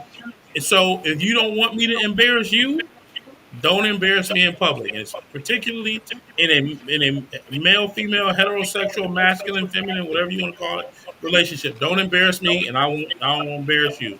I used to tell my agreed. kids, and show out if you want to. But believe you me, I will be the one that will win. With that being said, Colin, go, I'm sorry. Do someone y'all want to jump in or okay? No, Colin, I do you know. have Agree that with you, brother. second question, or do you want me to read it off? No, I'll read it off. I got it here. Yeah. Okay, go Um, ahead. so we move. Are we wrapping this one up? Yeah, we're done. We're good. Yeah, we got to be real clear on what we wrap. I know one thing. Carla wrote in Yeah. the chat that she supported Willie. I don't know why. I highly doubt that. I don't know why. I highly doubt that Carla supported Willie in that situation. Stan, since you're busy, I said just so you know, I incorporate in my comments. We're gonna end it with this. I know you're not, you're doing multiple things. Mhm. That's me wrapping up the question. I'm saying we're gonna end it with this. Yeah, I'm pulling up the question. Don't check me, nigga. I'll kick you off. Oh, you will. Yeah. You know who we Fucking check. sponsored by. You know who. You better. You better handle that privately. All Yo, right. wow. Sorry. Okay, I'm back, y'all. Just sorry. Whatever. What's that?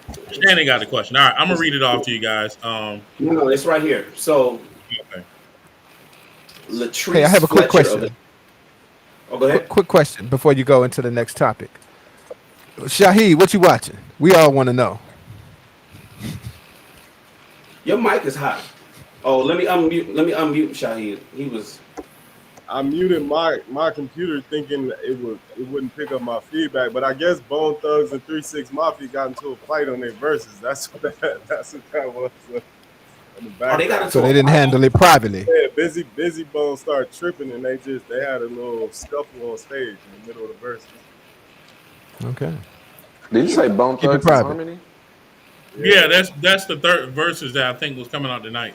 it's live right now, but they I guess they continued it, but that's what that was. I didn't know my mic was hot. Super hot. Wes, your mic is clipping. Yeah. Is It's it still clipping. Yeah, your is it gain is. clipping? Yeah, it's clipping. Your gain is up too high. Oh, Yeah, what bring the about gain now? down. I'm sorry. Yeah, now you're What good. about now? Is that better? Well, You're you're a little low too low now. now. Now you're low. Oh, what about now? Say testing 1 2 3. Keep saying testing 1 2 3. Testing, 1, 2, 3. That's good right there. Testing. And you That's know, in good the right there. settings, in the settings, if you guys hit the little cog wheel under the audio, there's an advanced options, and you could turn on the auto gain control, so it'll help you with clipping. So just to let you know, there is some controls here that'll kind of regulate your audio levels. Thank you for that, Shay. Okay, all right, Chris. The next question is up on the screen. This All is right, one of the so emails. This is one of the emails that came in this week. okay, Latrice Fletcher asks, "What do men mean by submission when it comes to women?" It's a two-part question, and are there any exceptions to it? All right, I didn't mean to laugh. Yes, I did. Yes, I did.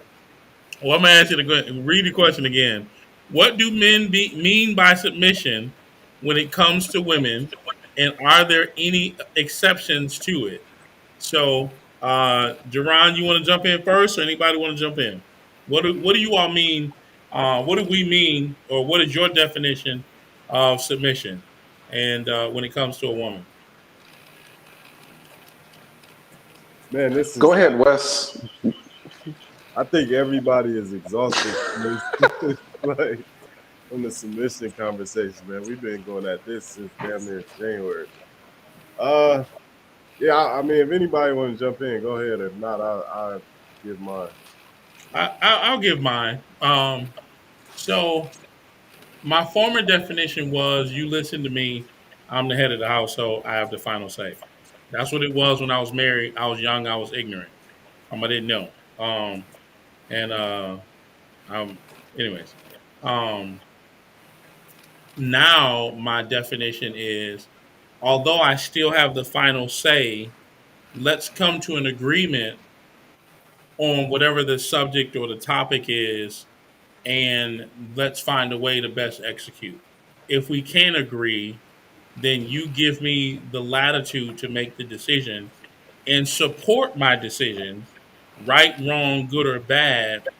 You don't go to your girlfriends and dog me out. You support me in my decision, what I decided for us, because you trust that I'm making the best decision. Um, Submission is also um, sometimes trust without thought.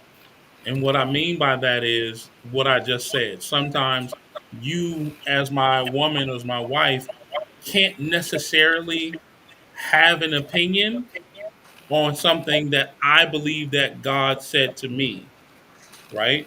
So you have to trust God and then trust me that I heard him correctly. Um, and so you have to do that without thought, because your marriage is not, to me, your marriage is to trust God first. And that's where submission comes in.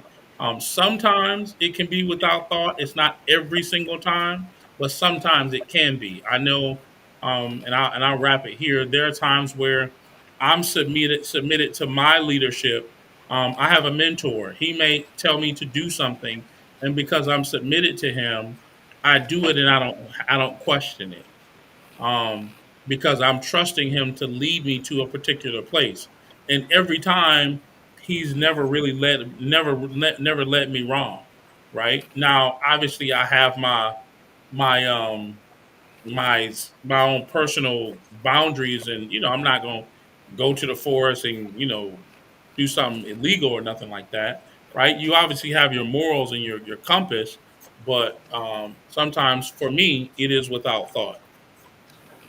And are there any exceptions when it comes to abuse of any kind, verbal, mental, physical, psychological, financial, sexual abuse?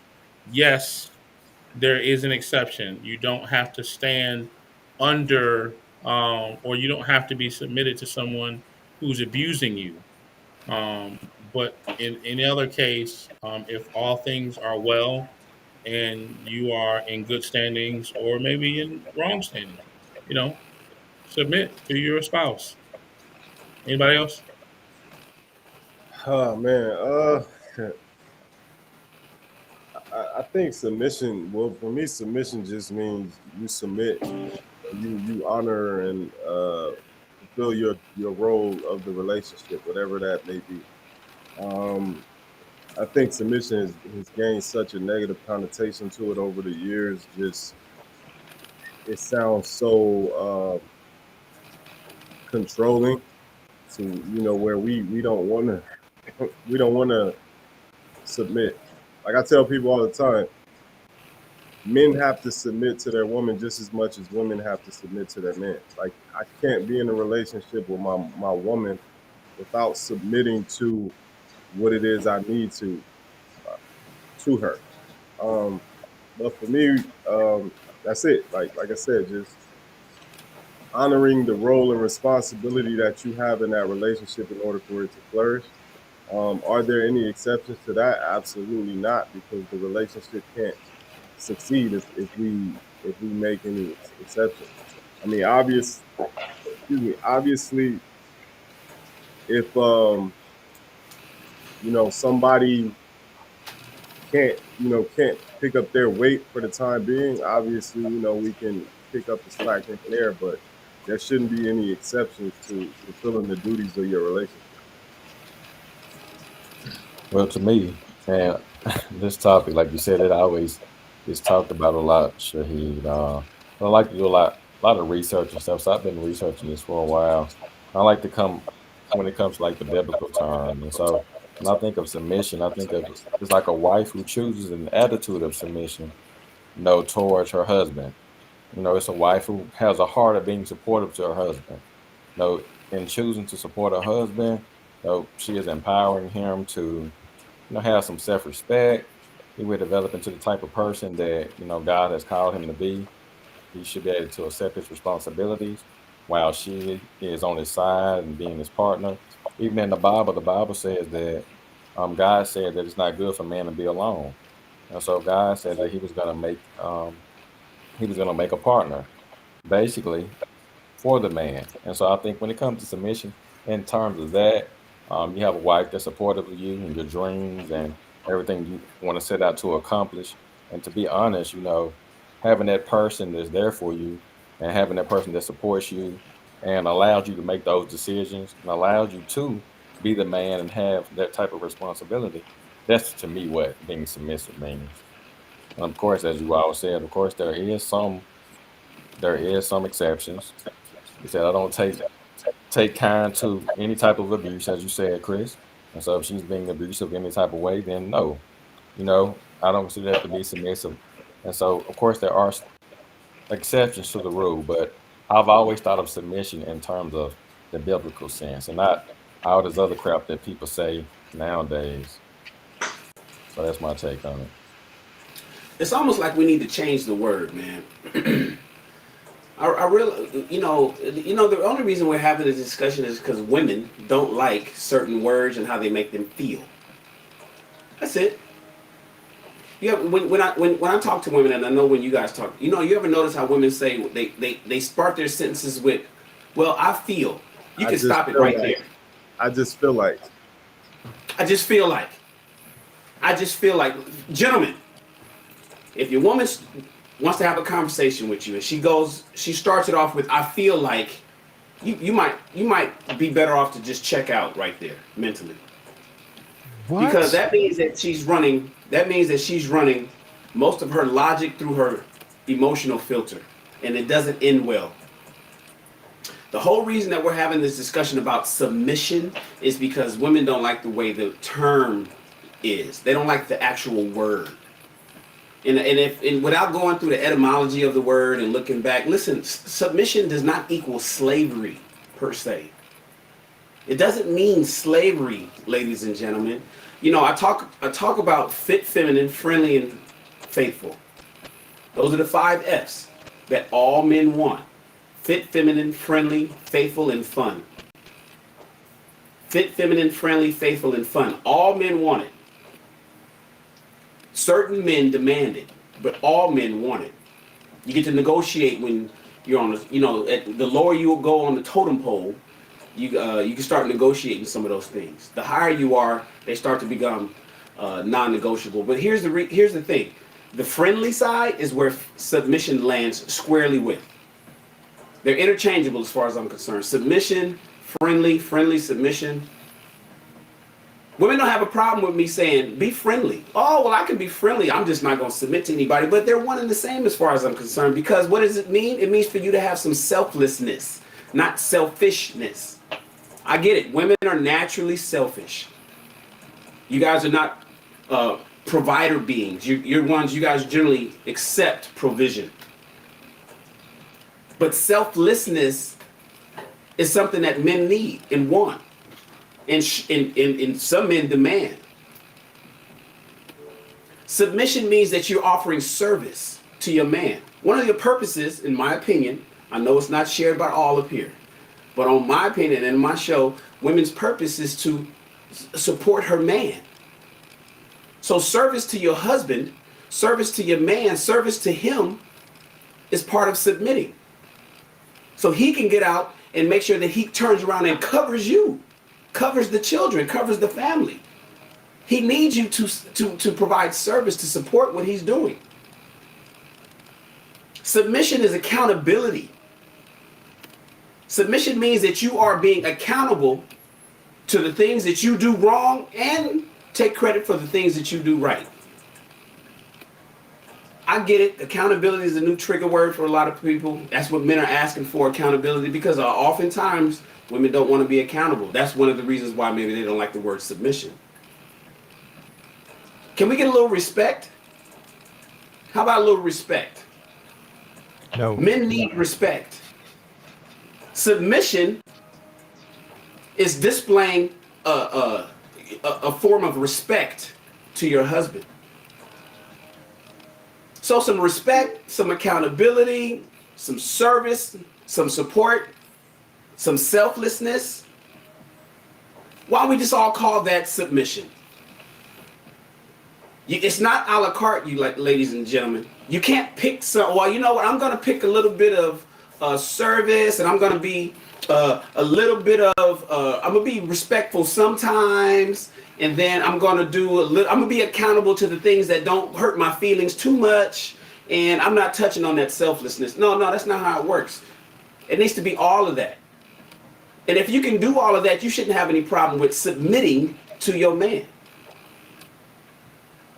But you guys are so hell-bent on the way that word sounds and the way it makes you feel that you think that it's something bad. It's not slavery. It's not walk behind me. It's not grab my belt. It's not pimping and hoeing. Submissiveness is okay. The question says, what do you mean by submission? That's what I mean when it comes to women. I need a woman to submit to me. In other words, I need a woman to be accountable. I need a woman to submit to me. In other words, I need a woman to be selfless. I need a woman to submit to me. In other words, I need her to support what I'm doing. I need a woman to submit to me. Can I get a little bit of respect? No, take that back. Can I get a lot of bit of respect? A lot of respect. If you can do those things, you shouldn't have any problem with submission. And that's all I'm asking. Put some respect on my name. That's all he asking.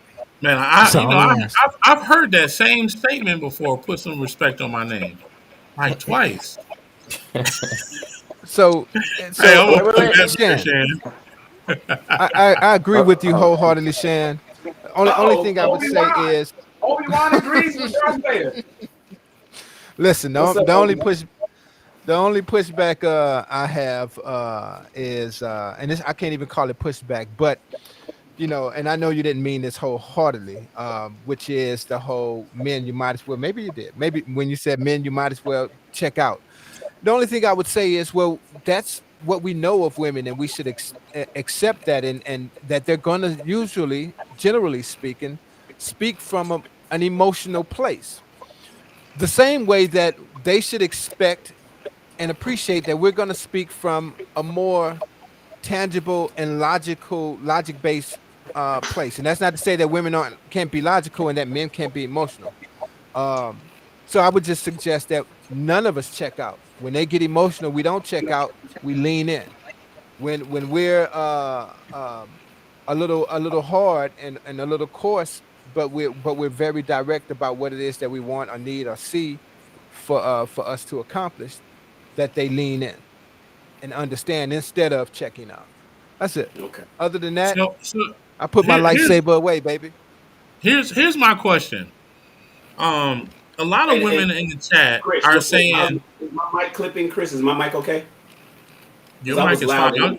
I still hear the static, and I can't figure out where it's coming from. But here's the thing: a lot of women in the chat are saying, "Oh, submission this, submission that, submission this." You didn't say anything about what you would do, as a man, but that wasn't the question. So here's my question to the women in the chat: other Oh than God, here we go. Here we go. He in the building. now, let's mute that Damn guy. right. I had to come Let- In correct. the Other building. other than sir, sir, Batman. sir, we're gonna kick him off the I show too. apologize. I apologize. Other than Kelly, right? I don't want Kelly to come up and say what she believes submission is. Anybody other than Kelly, come up and come tell me how a man should submit to a woman. Because I know what I want, but I mean, you in the chat, you popping your stuff. Come on, come holla at me. I'm not spicy in the chat. You can't hear my tone. So, you're inferring. So, Jill, Carla, Can we get uh, Ashley on stage? Ashley, come on. Yeah, While we come wait, on. Ephesians 5, chapter 5, verse 20. Giving thanks always for all things unto God and the That was Father. fast. In the Hello, name, everyone. I am Hey, welcome reading back. the Bible here, people. Yeah, hold on 1 second. I apologize, Ashley. Hey man, I'm a gonna come to beautiful you in a woman second. stepped to the stage. We don't care nothing about you and Go, A go ahead. beautiful No, woman does don't not listen to him. override Go the ahead, word of Colin. God. Don't Go do the ahead, Bible Colin. like that, bro. Just override the word of God. She's on Instagram praying the house down. So we gonna give it to Colin. and then we're gonna introduce spicy Ashley over there. Ephesians 5 20 and proceeding on. Giving thanks always for all things unto God and the Father in the name of the Lord Jesus Christ, submitting yourselves to one another in the fear of God. Wives, submit to your husbands. Wives, submit yourselves unto your own husbands as unto the Lord. For the husband is the head of the wife, even as Christ is the head of the church, and he is the Savior of the body. Therefore, as the church is subject unto Christ, so let the wives be to their own husbands in everything. Husbands, love your wives, even as Christ loved the church and gave himself for it. And it goes on and on. But the husband is the head. He presides over the woman, and God presides over the man. So I've said this before in our past lives. Women are not. Women should be vetting to look for the God in the man. So they're submitting to the God in the man, not solely just the man. So that's why it's important when you're vetting that you see where he is, where his heart is, as far as like what he believes in, because you're submitting ultimately to the God in the man. So I I love could that go you on, just but said the ultimate go ahead. vetting. We vetting it. Anyways, hey Ashley, welcome back. Hello, everyone. I want to welcome you to Ask a Black Man Anything. I appreciate you for telling me I'm spicy in the chat, and I also appreciate you for coming up. So tell us, even though the verse that Colin just read doesn't say "husbands submit to your wives," it says "love," but that's a whole other story. Tell us your version of Ding, ding, ding, ding. what you believe or how you believe a man should submit to a woman. What does that look like? Yes, Um, yes, ma'am. Go right ahead. yeah, so you guys just read the scripture, but it, initially, what was happening in that context was there wasn't a great deal of order. And so Paul was trying to bring structure and order to the church by giving these particular parameters. And so, what I think has happened is, as with most things where there are levels of extremity, there is error. And so, if you are severely submissive to the point where you self sacrifice, to the point where you are sabotaging your own growth and development, that's not what God wants. The outcome of that is not what God wants. But then, if you are, severely dominant and unsubmitted, that is also an outcome. And so, what we really need to, the reason why I believe women are giving voice to the fact that submission is a two-way street is because they're speaking to the balance between the two, not because there shouldn't be. Now, I could also say that to your question around how a man should submit or how a man should take into consideration the voice and the opinion of, and even in some ways, the direction of a woman, because I mean, there are some things that a woman can notice about a man's blind spot that a man doesn't know about his blind spot, which is why he needs help. And so if this is all a partnership, the dual submission piece is really a place to really bring balance. And I think oftentimes men in particular have misused this idea of submission to abuse women, which is why it is such a triggering term. And then when women are triggered by the terminology, it's take the feelings out of it and I don't care. And so Absolutely. I think I don't know, commentary or question to the group really around this idea of emotions and whether that is even valuable to men in a way that actually brings intimacy, so on and so forth. So one, thank you for that. And let me just say, Kelly, if you want to come up, you can. Go ahead and click the button. Take your bonnet off. I always value your opinion. So by no stretch of the imagination do I want you to think that you can't come. But I think that you'll bring the softer side of Sears. So Kelly, you're welcome to come and cam up as well. For those old folks, y'all might know that commercial, "The Softer Side of Sirius West." You might know that. But No doubt. I do agree that having a wise wife a man should give deference to his wife because she is there to be the other part of him that he already is missing. When God separated the two, and He separated Adam and made a woman from him. Everything that he needed was already in her, and so he was whole. And just God just took a lot of things out of him and placed it in a woman. So for me, I firmly believe that it is my job to listen to, submit to, hear, um, and allow my woman to speak to me when I get one, and to listen to her because she gives me the things that I already think they're just in her brain.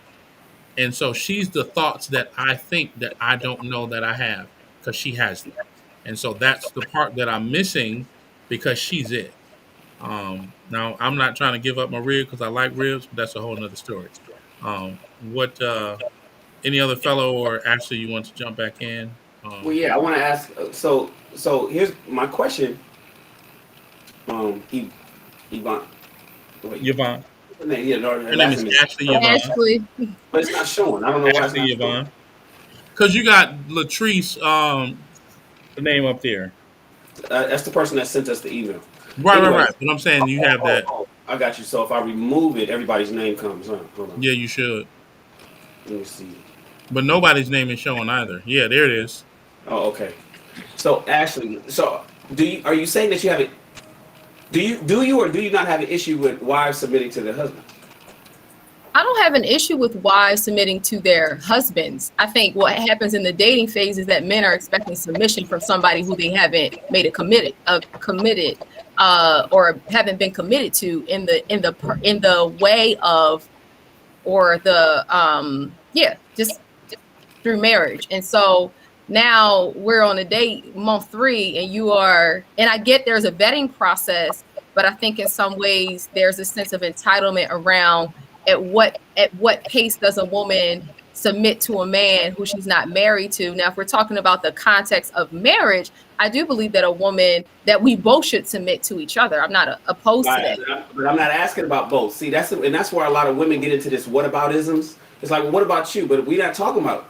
The question was about women to men, and so yeah, I do believe that. Okay, and see, but oftentimes when I'm speaking to women, it's always, yeah, but make sure that you do it too, or it's all. What about men? Or I think it's both of us, and it's all of that, Right. and it's just what we ask it. But no, Obi-Wan. Listen, I'm just simply saying, when the question was asked, what do men mean by submission when it comes to women? And then suddenly we always say, well, what about men submitting to women? That ain't the question. But we always want to find out what men is thinking. And so now if that another question could be, well, what do men mean in submitting to God? Or what is men's obligations to women? I'd be happy to answer those questions. But it seems like whenever it comes to something where a woman has to serve her man or protect her man or be accountable to her man, it's always, well, what about the men too? It's the what. That's why I call it what about isms. So can I give voice to that?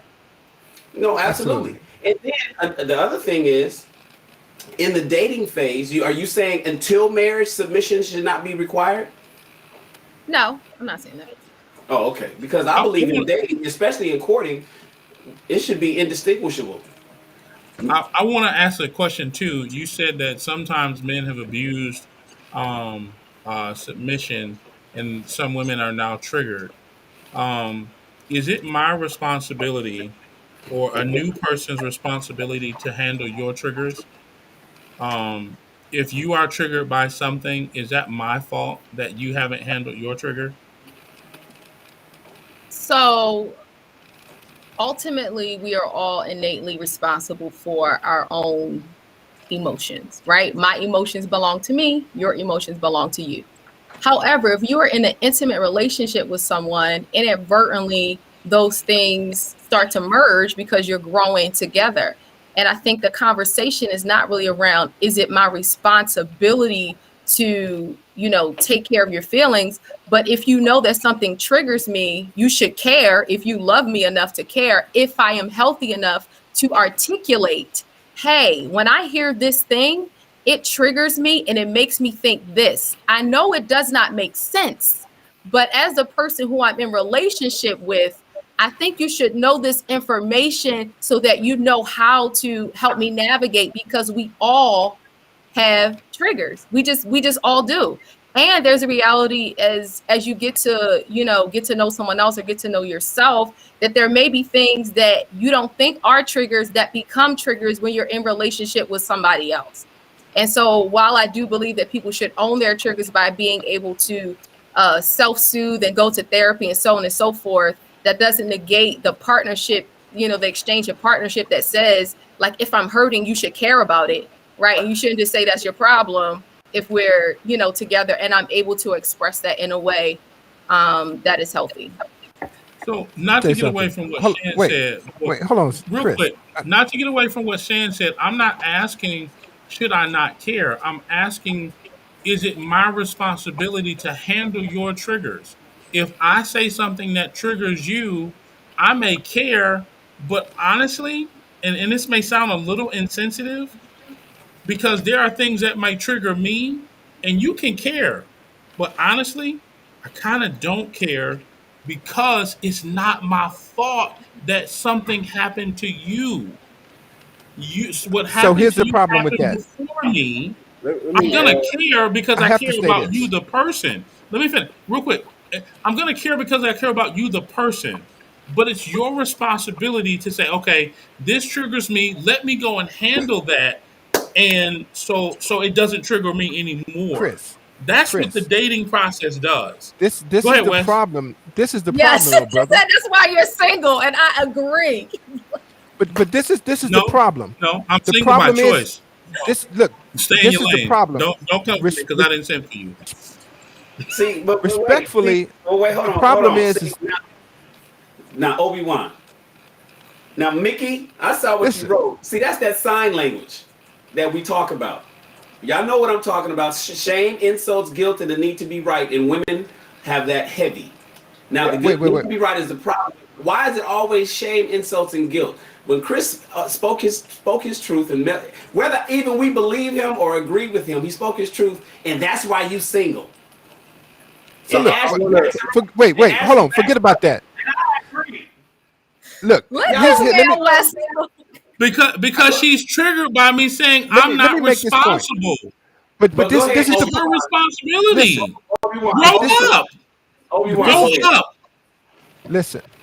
That is the problem, though, Chris. Is men not taking accountability. We are responsible, if not directly responsible. We're responsible as a because with the society that we've built.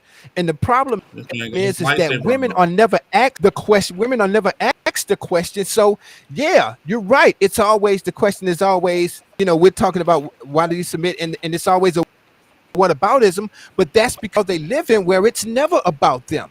So at some point, a person has to say, well, what about on the other end? Because it gets used, to her point, oftentimes as a weapon. There's no what Hey, here. There's no what I got here. a question. Listen. So And you watch and this. I'm listen, not listen, and using this is it as about a grace. This weapon. is about grace, right? So this is about understanding. No, you might not have caused the direct pain, but this is about understanding where the pain comes from, and that someone caused it, whether it was directly for her or she's seen it in relationships. That's the problem is, but and Shan, this speaks to Shan, what you said before. Like men, that's where we should check out when because it's gonna be emotional. But that's when I say no, that's when we should lean in. If we're gonna be and here's the thing: if we're gonna take our hands off the wheel and be like, "Well, I'm not accountable for that, or I'm not responsible for that," so you do you, then why are we being in relationships with women anyway? Why are we trying to marry women when we're gonna take our hands off the wheel? Because It's we I, just ne- want to I ridiculous. make never, let I, me It's but say Wes, hypocritical of us. I never let me said I'm take my just hands trying off that the Wesley didn't have wheel. to work that I'm not talking about. I'm talking conceptually. This is not specifically. Right, but here's the thing, Wes. I'm not saying But but you I can't put your hands on the understand. wheel. But you Hold on, don't give a Wes. fuck, and that's the Let problem. me redress, right? Let me redress because you said something that's very impactful and very powerful. I am very understanding, right? See, here's the thing, Shan. I didn't, she said, which is that's why you single now. I that's okay. I didn't have to respond to that, so I could have been triggered by that, y'all should go right? on a But date. I did not because I've handled my trigger. I'm responsible for me. You trigger. That's I You great. trigger. You're understand. I said, responsible. let me finish. Let me So jump if in real I quick. say You're something to responsible. You're you that triggering. triggers you, I understand. I'm kind. I'm passionate, compassionate. I'm loving. But at the same time, you need to handle that. Now, if you need my help, if you need me to hold your hand, you need to be sensitive, you need me to listen, you need to be patient, I will do all of those things and more. But here's the thing. It's still not my responsibility. It's your responsibility to handle your trigger. That's what I'm saying. When it comes to any situation, I'll give you an example. And I'm gonna end it here and I'm gonna let anybody else jump Yeah, in. I'm let gonna me go next. let Thank me you. No, jump you're in not. real quick. I'm Yeah, gonna I'm gonna give a quick example. I was dating a young lady in October. She told me that in order for me to date her, I needed to make $500,000. Number one, she has no What's idea her how much name? money I make. Number two, she makes $68,000 a year. I make more than her. We're not gonna talk about that. What's her What happened name? was we stopped dating, right? In February, I was dating somebody different, and the issue of money came up. I was triggered by it, and me and that young lady stopped dating. I had to realize, dang, I lost her because I was triggered. So what I did is I took some time off. I handled my trigger, and now when people bring up the financial piece, I'm no longer triggered because I handled my trigger. And that's what I'm saying. I was responsible for me. It's not that I didn't understand. I understood. I understood the assignment. Anyway, go ahead, Shahid. So yeah, No, I was gonna. no. Ashley, go ahead. Go ahead, Ashley. Okay. We've been stepping on her for a while. So, I think there are just a lot of ideas that kind of are floating around. One of them being around, okay, the idea of triggers. I think what often happens just psychologically is we don't see emotional or psychological injuries as the same as physical injuries. And so let's say, for instance, you got into a car accident and you were paralyzed. Do I then say that's not my responsibility because I didn't cause that accident? So, you got to figure out your own injury. Right. You don't say that, but when it comes to emotions, it's like you just have to figure it out on your own. And so if we're talking about the dynamic between a male female where the man is a protector, the provider, and the woman is to submit to and be supportive of, that's where the two-way element of, do you want a woman to be feminine and see you as strong, but when she does that, particularly Black women, is this deemed as those are your triggers, and the part that makes me a woman and dainty and delicate, I can't even show you because you don't want to see it. And then when women become masculine in order to be heard, you then say you don't want that either. And so now I feel conflicted or confused because it's like, well, what do you really want? So those are my thoughts. Yeah, I Let agree me. with that to an extent. For me, when it comes to triggers,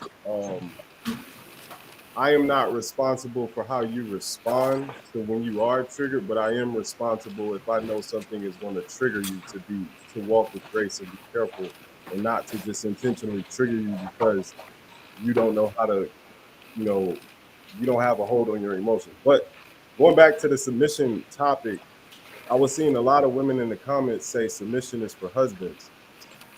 And it was interesting, Ashley, you said something about intimacy. How do you gain a certain level of intimacy without submission? Is submission not a form of intimacy? I do believe submission is a form of she said she just got around the room screaming amen. Yes, Carla.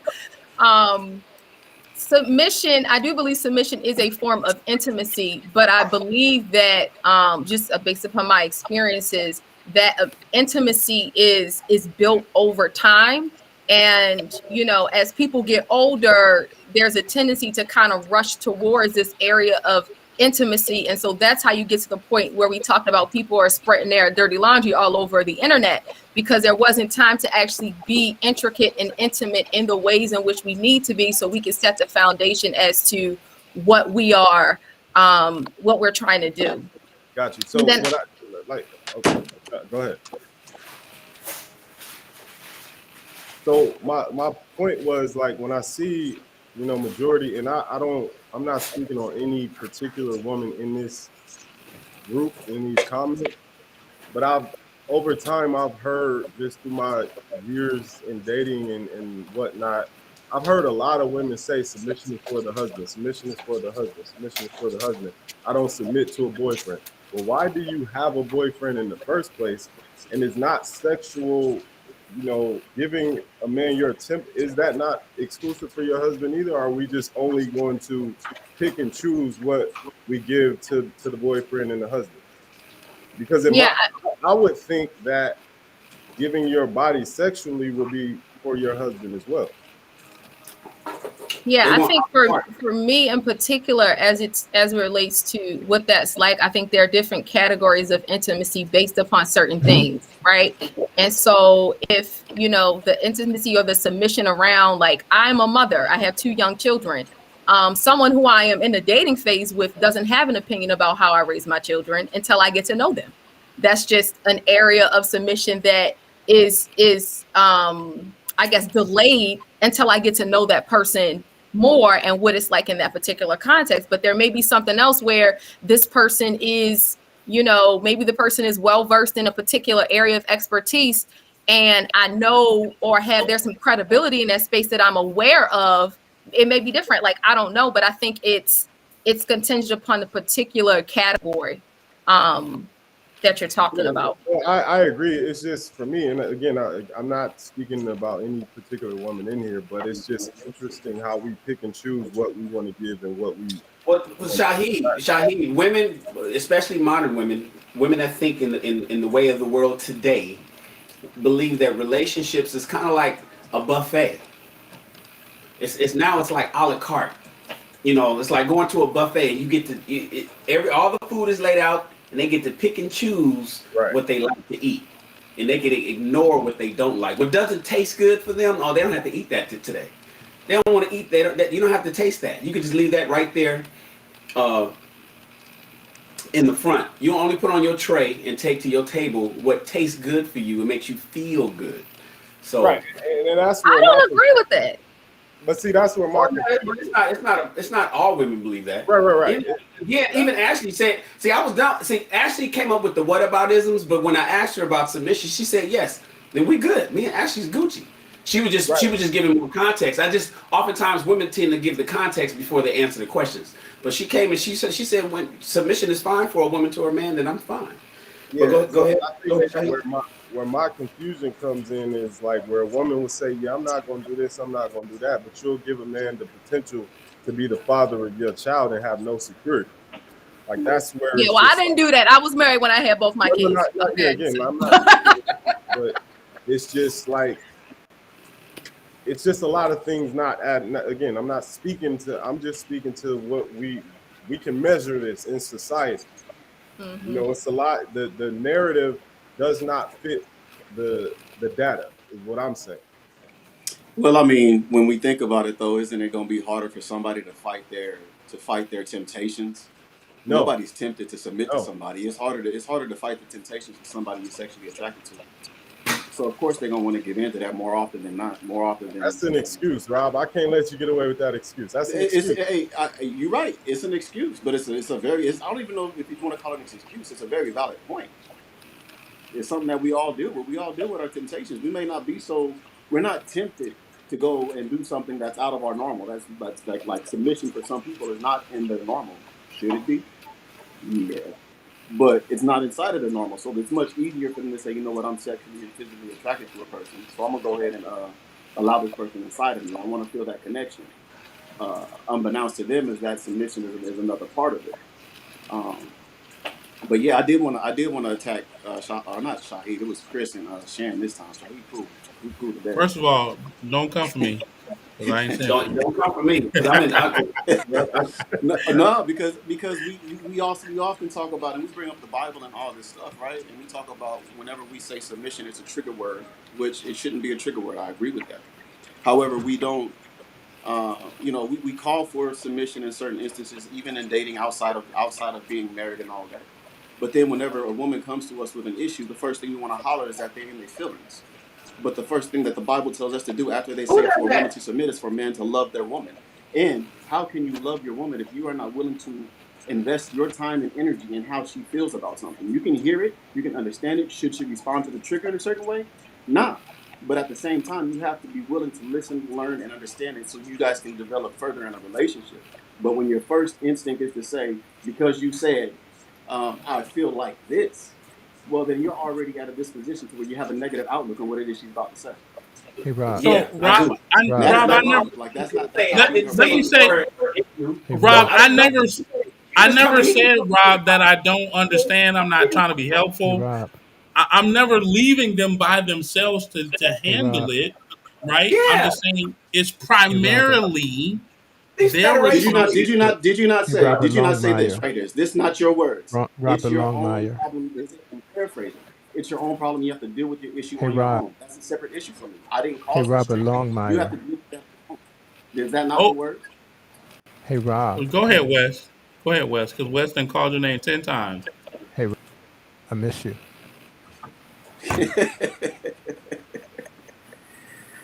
Yeah, I'm back. I'm back. Little vacation. Is that all it took to get you back? Did him tell you miss you?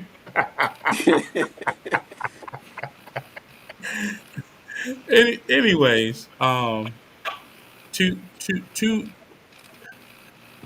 to your point, I as far as the friends that I know, Chris, I'm he just probably want to fight. He just huh? want to fight. He just want to fight. I know he do. He just No, I'm listen. just asking a I I'm can serious say, question I can because say Hey, week this is Rob. after for the week after development. week This is after for the week. development of the I can tell audience as well niggas. as I can that. tell them. I I can feel tell like people that the men's purpose on the planet is 4 P's. I can say that all. I can say that week after week. Protection, provision, problem solve. I've been saying problem solve number 3 forever, but they just won't fight, Chris. They just I won't miss you, fight because Rob. I said if she says I feel like then check out.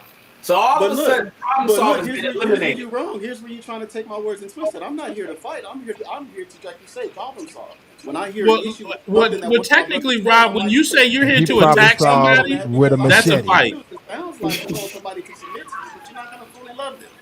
But Rob, That's what I'm hearing. when you say I'm here to attack someone, that's definitely a fight. Just for the record. Okay, You did say that, I'm here Rob, to correct you, I sir. I'm and I here mean, to miss you. learn you, youngin. you said youngin. You I know, realize I I'm know, your I older know, brother, I know, right? old man. I know, old man. I know, Let me stay I in a know. I child's stay face while I young. whoop you. I'm a little. No, no. Actually, let me say this, Rob. You know, Rob, you my boy. Let me say this. I am very compassionate. One day, if I ever get the opportunity to meet you, I'd love to see the softer side of you. You know, I see the, Mm-hmm. the powerful Mm-hmm. side. I see the praying side. I've seen the mother from the Instagram posts and stuff like that. I think that's wonderful. Maybe I'll come up to up north wherever you at after the snow fades because Nope. I don't do snow. Um, but it was 66 to always I absolutely always uh, macking like always this platform is always. supposed Nope. to be to discuss. But We're that's not that's doing not that. macking. That's just me saying, I'll get a chance to see it. That's just, Well, you know, what? Why yeah. you need to see it, sir? He Hey pulled out his Kelly, whole first of all, basketball Why do hoop. you Kelly, He pulled his assume whole. that you're worthy of seeing it? Ooh. Shame, well, first of all, because he shame. No, made me it's an worthy. honest question. Because he made me worthy. Let the church say amen. Amen. Nope. Somebody said Let's amen. drop everything and Okay. pray on that The one. He entitlement made me is worthy. for it's the Anyway, entitlement for me. Insults. Guilt. listen, you on it, Shan. Need to Kelly, be right. thank you so much for coming up. We appreciate you.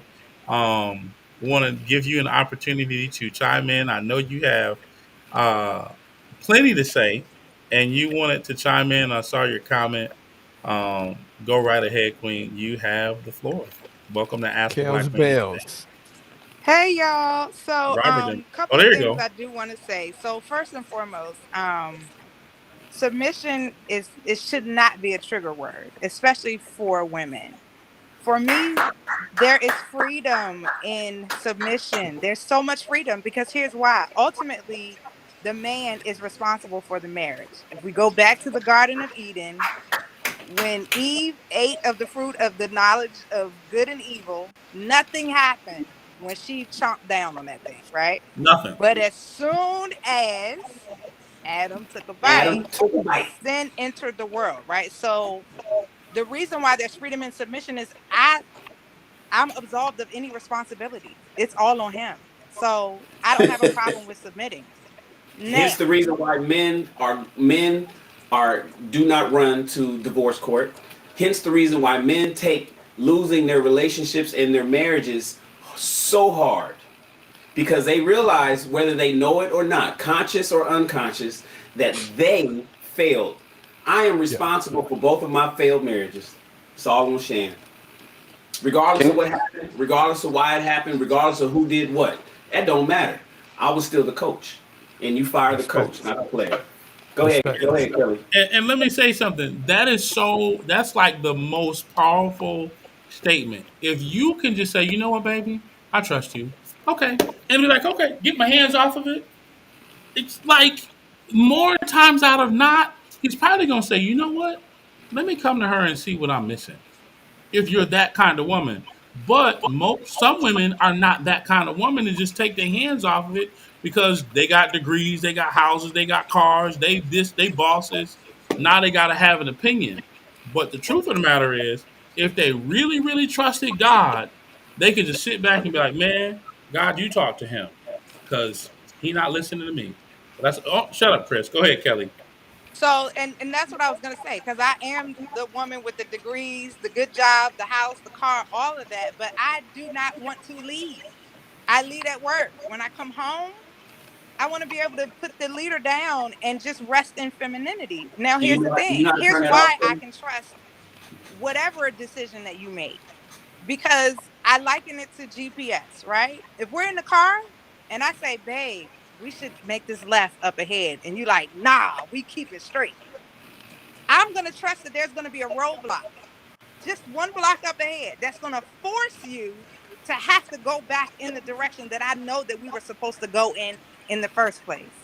I don't have a problem with giving my opinion and sharing with you what it is that I believe that we should do. But ultimately, at the end of the day, you've got to answer to God for how the outcome of our marriage is and what we accomplish or don't accomplish in the marriage because of the decisions that you made. Now, on the flip side of that, I will say this. You cannot ask me to submit to you and then absolve yourself of responsibility for caring for my emotional well-being. That Exactly. is part of your responsibility in providing and caring for me. So when Is you that check part of out, loving when your I get wife? emotional, but then you want me to submit to you, there's incongruence there, right? So if you want me to fully submit, then I want you to fully take care of me.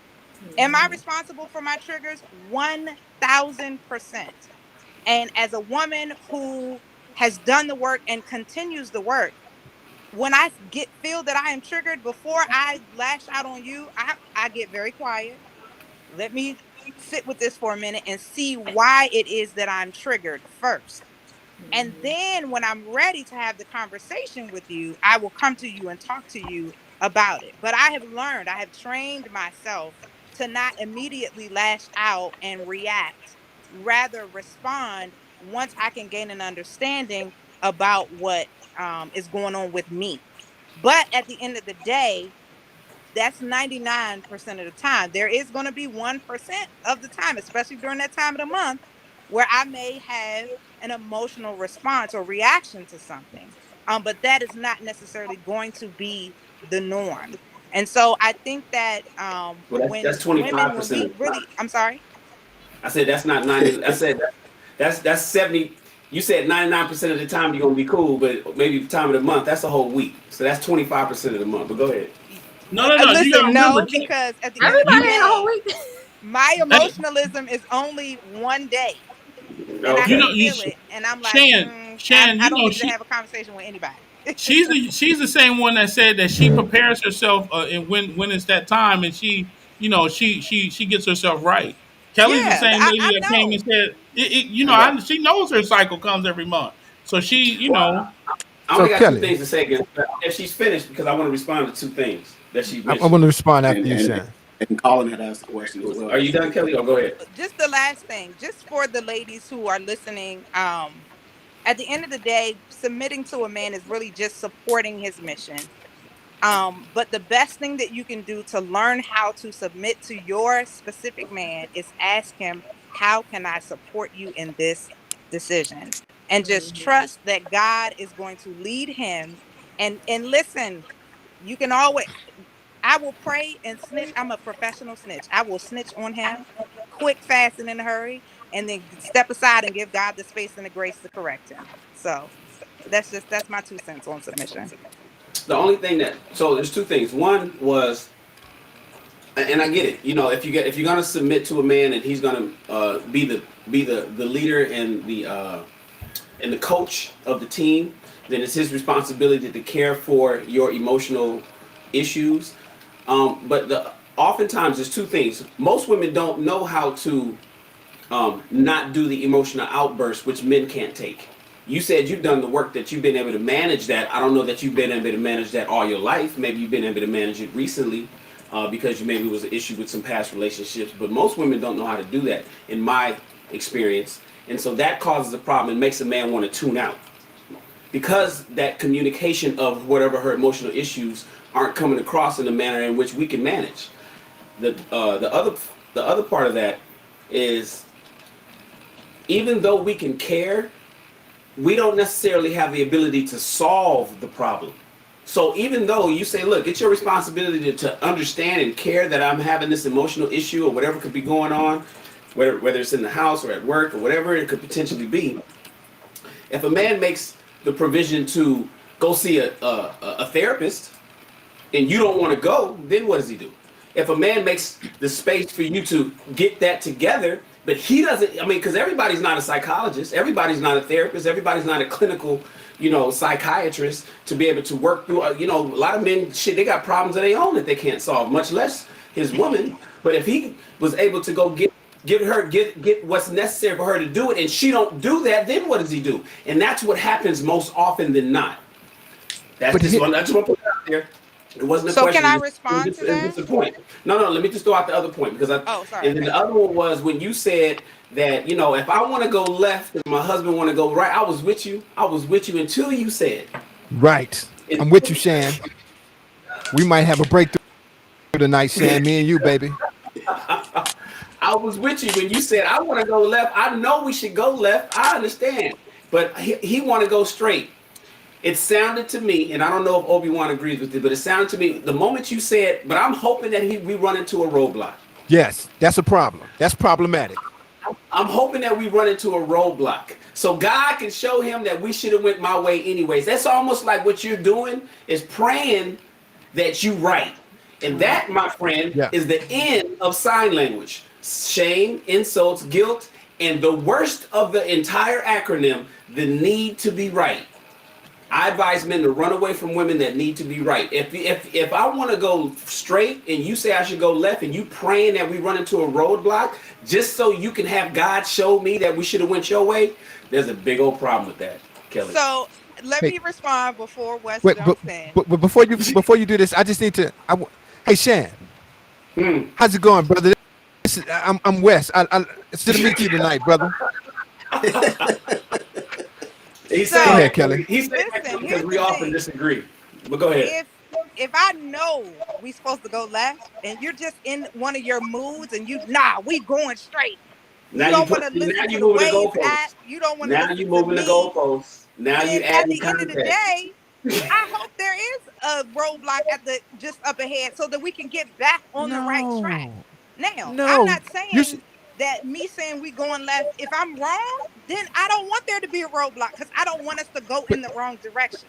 But a lot of times, women run into men who don't want to admit when they're wrong. And so at the end of the day, I don't need to argue you down. I don't need to argue you down, sweetheart. Let's keep on going straight. We're going to get to where we need to be.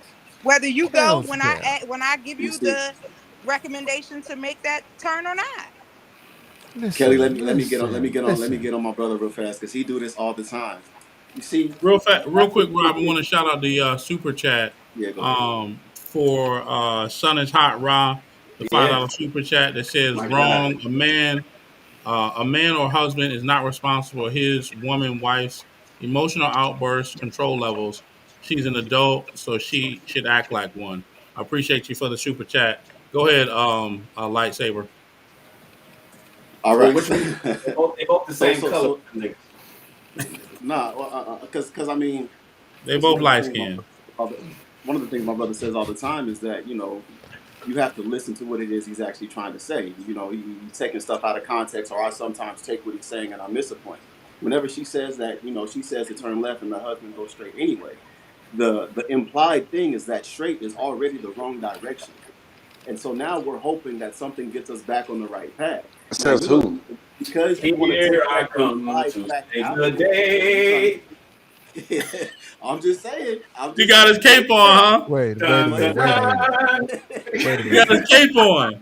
No, I'm just saying, play the track Rob, because that that that Dun, dun, that's that's dun. you that's I'm sitting disappoint here, me, there Rob. Kelly. and you Kelly, talking I'm about moving the here. goalposts, but that's exactly what you did. You grabbed it and walked it to the 50-yard line. Like Wait. it's Kelly. implied already that the straight was already the wrong direction. Therefore, I hope something gets us back on the right track. Wait. How Rob, long? Rob, Rob. No. Hell no. Hell no. Rob, what? Wait, hold on.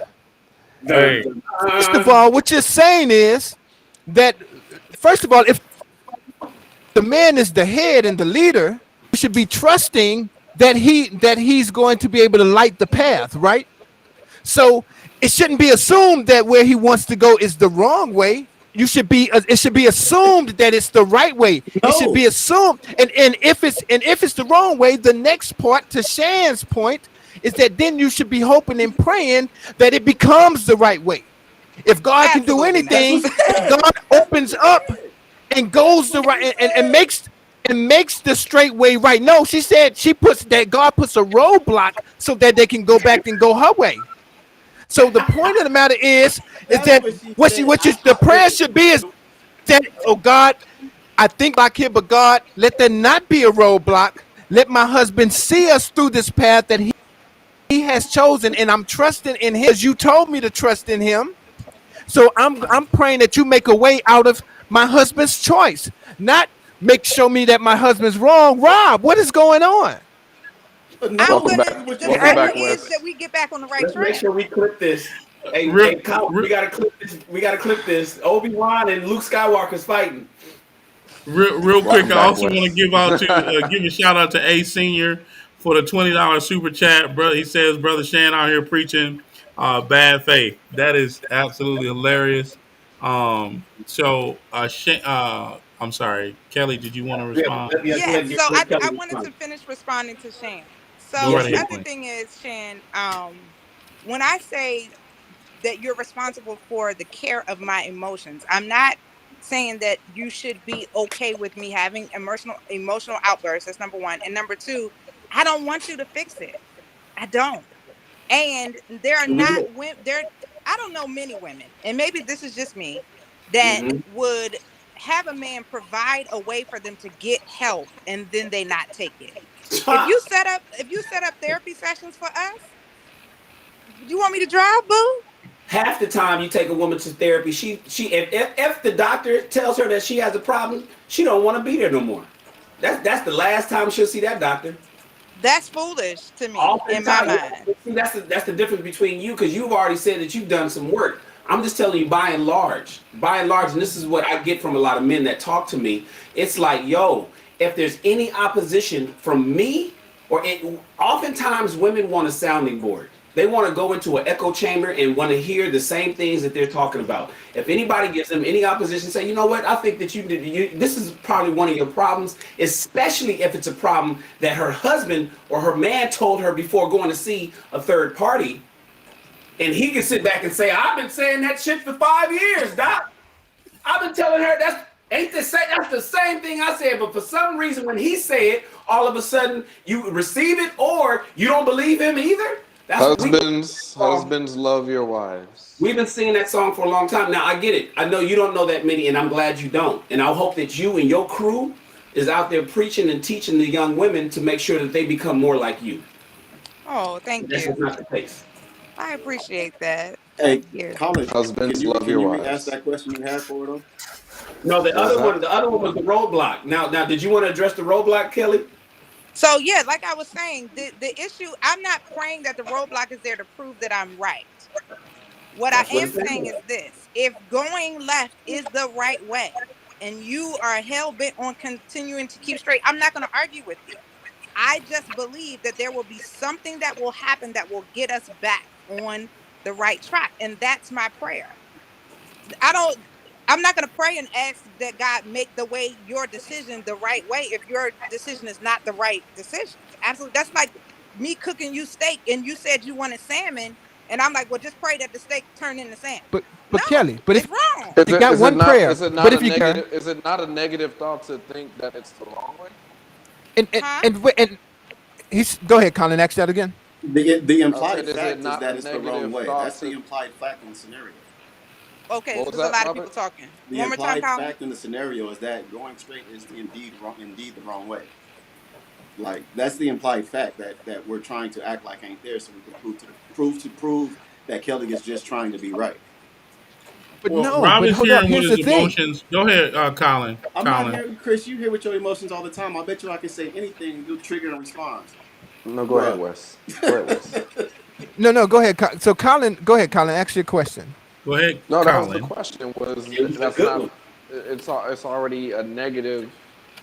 That's already been in the negative mindset, thinking this is the wrong way. Subjective. How do you know it's the wrong way? If you're trusting your man to So, lead, it should Wait, always be okay. Well, he knows what's best. Why would he steer the relationship in the wrong way? So for you to think that way negatively, it's a team. So if you're talking about obstacles and things like that, those obstacles are going to affect you also because y'all are a team. So so Right. let me So let just me trust let the again, me man. help this is let me not help real quick, Kelly.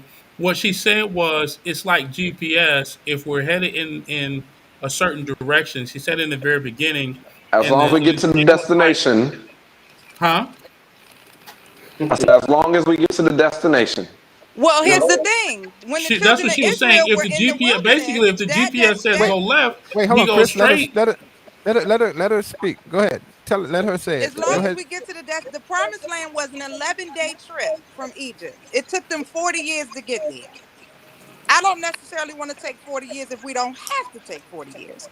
So I'm going to give you suggestions, right? We have heard it said, and it has been 100% agreed upon by the men on this panel that you will at least take the woman's advice or recommendations into consideration. oh, you My must do thing that. is, if I know that we're on a journey and we need to go left, and can't hear you, right? It's just like Shan said, you hear from somebody else and it's the greatest idea, but if I say it, then it's wrong. No, that's the thing. I don't need to argue you down. I'm But gonna follow you wherever you go, baby. Where you taking me? Kelly, Because that's where I'm going.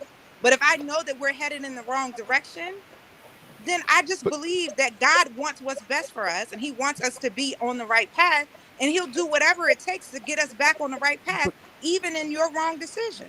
so That's but all I'm Kelly, saying. here's the thing. Now we know that in life and in many things, there's more than one way to skin a cat, and there's more than one path to lead to a destination. So here's the problem I have with what you're saying. I hear you, and I hear your heart in it. But if you got one prayer, should it be God? Let there be a roadblock. So I understand the intent, so that we get on the right path. Or is it possible that a greater prayer, a higher prayer, would be God?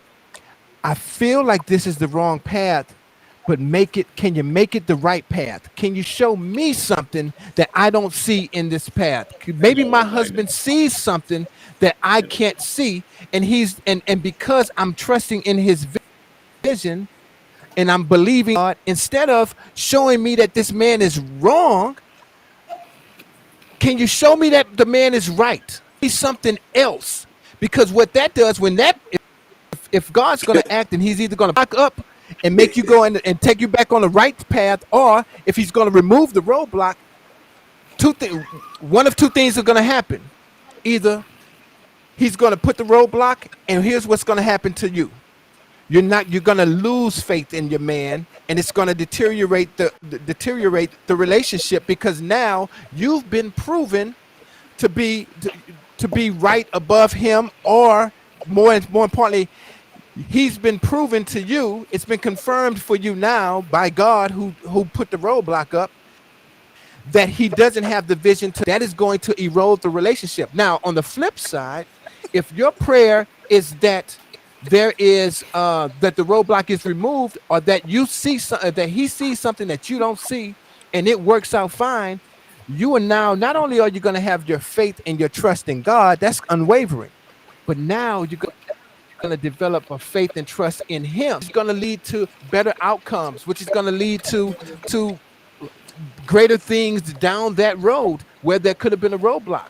So if you got one prayer, this is my only problem. If you got one prayer, and I would suggest that you only got one prayer, because otherwise then you're just praying against yourself, and God ain't got time for that foolishness. So if you got So one prayer, Ooh. that prayer, that your husband, that the man who is, that you've chosen to lead you in this lifetime, during this journey, that he is proven to be, I don't want to use the word right, but that his ways, his vision is proven to be correct, and that he's from God, even when you think that he should be hearing something different. That's my only thing. Go ahead, Colin. yeah, I would say I'll follow up with a why. It is definitely wise for the men to consider uh, heed the advice of the woman. If there's no argument, if it's just like I'm gonna go this way, I'm gonna go this way, and there's no discussion, because it's just like, okay, it's without a doubt this is the right way. But if it comes up to where there's one scenario where it's just like, hey, I think we should do this, it is wise for a man to consider those options, because if he's just leaning on his experience, because just for an example, there's some things that my baby suggests that I never considered. So it's just like I'm making an informed decision based on my experience, but she gave me another perspective that I didn't consider. So I took that new perspective into consideration and was able to formulate another decision or another choice, basically. So that's where discernment comes into play. So you should definitely have that discussion. And once you have that discussion, if it's still determined, okay, I heard that, but I think this is still the way. And then it's just like, okay, I fall back. I yield to you. It's like, we discuss this. I present this perspective. You still think this is the best way? Hey, I yield. So it shouldn't keep being a back and forth. It's just like, okay, I'll wait this. All right, yeah, but I think we should still do this. Or it might be, you know what, you're right. I didn't even consider that. So yeah, let's go this way. So, but it should always be just that dynamic. It should never be just a tug of war, because that's where it just starts causing problems. But yeah, discernment, and for a wise man, he should definitely consider just the way all the options, because we don't consider everything. We don't. There might be something she sees that we didn't even consider, or that we don't even see. So I'm And tripping that that's I heard basically what I everything. was saying, Colin. There will Right. never be a back and forth. There will never be. right, and I heard After you. if you give me the space and the grace to give my input, I'm going to provide it. After I provide my input, whatever you say, babe, is what we're going to do. Yeah, That prayer for the roadblock was not to pray against you. It was simply that we get on the right and the best road. That's Okay. it. yes, And and The I prayer sometimes was is against. agreeing. I was detour, agreeing with you. I was only sometimes challenging the whatever. roadblock. Just I was play it agreeing back. with you. I was just Oh, the challenging the word was roadblock. trigger. That was a trigger word. Just That's what it just I was. That's what I was gonna when, say. They were when you all get a triggered. chance, I heard it when, exactly. when, They when, were You're definitely like triggered. responsible. when you get a chance, everybody go to Ask a Black Man Anything page. It's not going to be on Shannon's page. It's going to be at the Ask a Black Man Anything YouTube page. Go to the point and play it back, and let us know how you guys feel. Write it in the comments at the end of this, at the end of the show. We'd be curious to hear how you guys felt, what it was, because sometimes people can say one thing and really mean something else. She's explained how she felt and what she really meant, but it came off as one thing. And the problem is, where arguments oftentimes happen is what you first say. See, if I would have heard it in the car, or if I would have heard that as her husband, we would have been. That would have been a problem.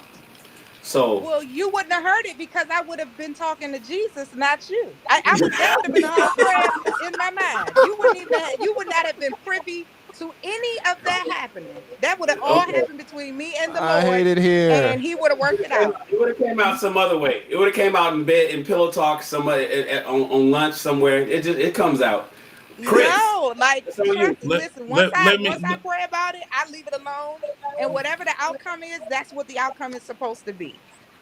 let me land this conversation with this final super chat from A Senior. Thank you again, A Senior. We appreciate you for the $20 super chats. It says, "Sit back and enjoy the journey. If it doesn't go against, hold on, let me move this cursor. Your moral Doesn't go compass. against your moral compass. Just be my inspiration, not my rival." With that being Yeah. said, I want to, yeah, I Nice. agree. I do agree that some people were triggered. They need to handle that roadblock. Kelly, you were right. Pray that God leads me in the direction or something. Something happens so that I can get back on the path. Because the reason I chose you is because you have what I need in you, and therefore, if I'm going to be the person who doesn't listen to my wise wife, then I'm already wrong, and we don't need any more wrong niggas out here in these streets because we got enough of them. Mm, Um, Amen. with that, really quick, Chris. yep. It's only Can, a can I rivalry add when it another? becomes a tug of war. Can That's I when add it some more turns to into that? a Some more rivalry. That's context, when real it quick. becomes toxic. 30 That's when seconds. it turns into you doing too much. Absolutely. I want to thank Ashley and Kelly for coming to the show tonight. You guys brightened up our show. We Any parting appreciate words you from Ashley? holding down holding us down and bringing some feminine energy as always. Kelly, just for the record, I practice flirting, so it oozes out of my body. Somebody told me that every time I talk, it seems like I'm flirting. Um, I don't mean it. There's some feedback. Somebody got their YouTube on. I don't mean it to come off like I want to get with Ashley. I think from what I've learned, she's a phenomenal woman. She's a great prayer warrior. I just won't be in the North. I believe in living in the South because it's warm. But I I mean, love if to you're see her single shine. and she's single, I We're not gonna have this conversation on live. That's We just believe you gonna me. we just She gonna has wrap small that right on up. she has small children, and so I have like a thing where I need the children to be like above, like you know, getting dressed and like like fifth grade. I need them to be there, fifth grade and up. My youngest is 11. He's in the fifth. He's in the sixth grade. So I want somebody in that same, somewhere around there. Like three. I can't do three. Speed I'm dating. not. I can't do So three. basically, what you're saying is you did check though. She posts her Can stuff Amen. I on just her Instagram. Oh, we speed wow, dating look, now? we talking about her Speed like she's dating? not even in the like I'm not room. She even posts her saying stuff it. on Instagram. Like We speed she came dating? up Okay. a month or two ago. We followed each other on Instagram, and so her stuff comes in my feed. I don't. It's not like I gotta go and check. I mean, my investigator is in the How come chat. when I got a question though? How come whenever we talk about submission, we automatically go straight to like gender roles, right? We never talk about submitting, mentally, physically, emotionally. Those are also submitting. A lot of times we find that women are closed up emotionally and they won't submit their emotions to a person. See, They won't Look, I Rob is submit just their doing come Rob desires is to on a doing person. a They won't. Darius. You come here. in late, So at and the we end of the closing down. You want to Man, we on bring the hold West that Coast, question to baby. next week. West Coast still up. You tired. That's no. See, what you missed was since we're going to talk about submitting, we said we're going to land here. No, I Our heard you. show is I heard about you. our I show is heard you. about I three heard you. But I hours. came in on submission on purpose. That's But fine, yeah, and our show is about 3 hours, and we've landed. We thank the ladies for we coming. got 13 minutes. No. I said about. Okay, so we're gonna do our outros because Jerron has to work in the morning. I Um, definitely do. and we want to be respectful and not start a whole nother discussion like Wes did a couple weeks ago. Um, You're welcome. and we're not going to pull a Darius to go to sleep and not coming home and not being available. So, with that being said, Jerron, you want to jump up and do your outro again? I'm sorry. Before that, Ashley, did you have any final words, Queen? Here we go with that destined with Yeah, I one think PM.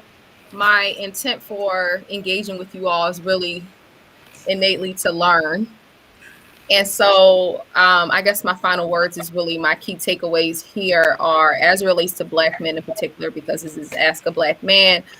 There's just really a strong desire to be believed in, and that we assume the best intention for all the things that you do. And even if we say it or not, you can sense whether or not we believe in you, and that influences whether or not you are able to be emotionally vulnerable in a safe place for us. And so thank you all again.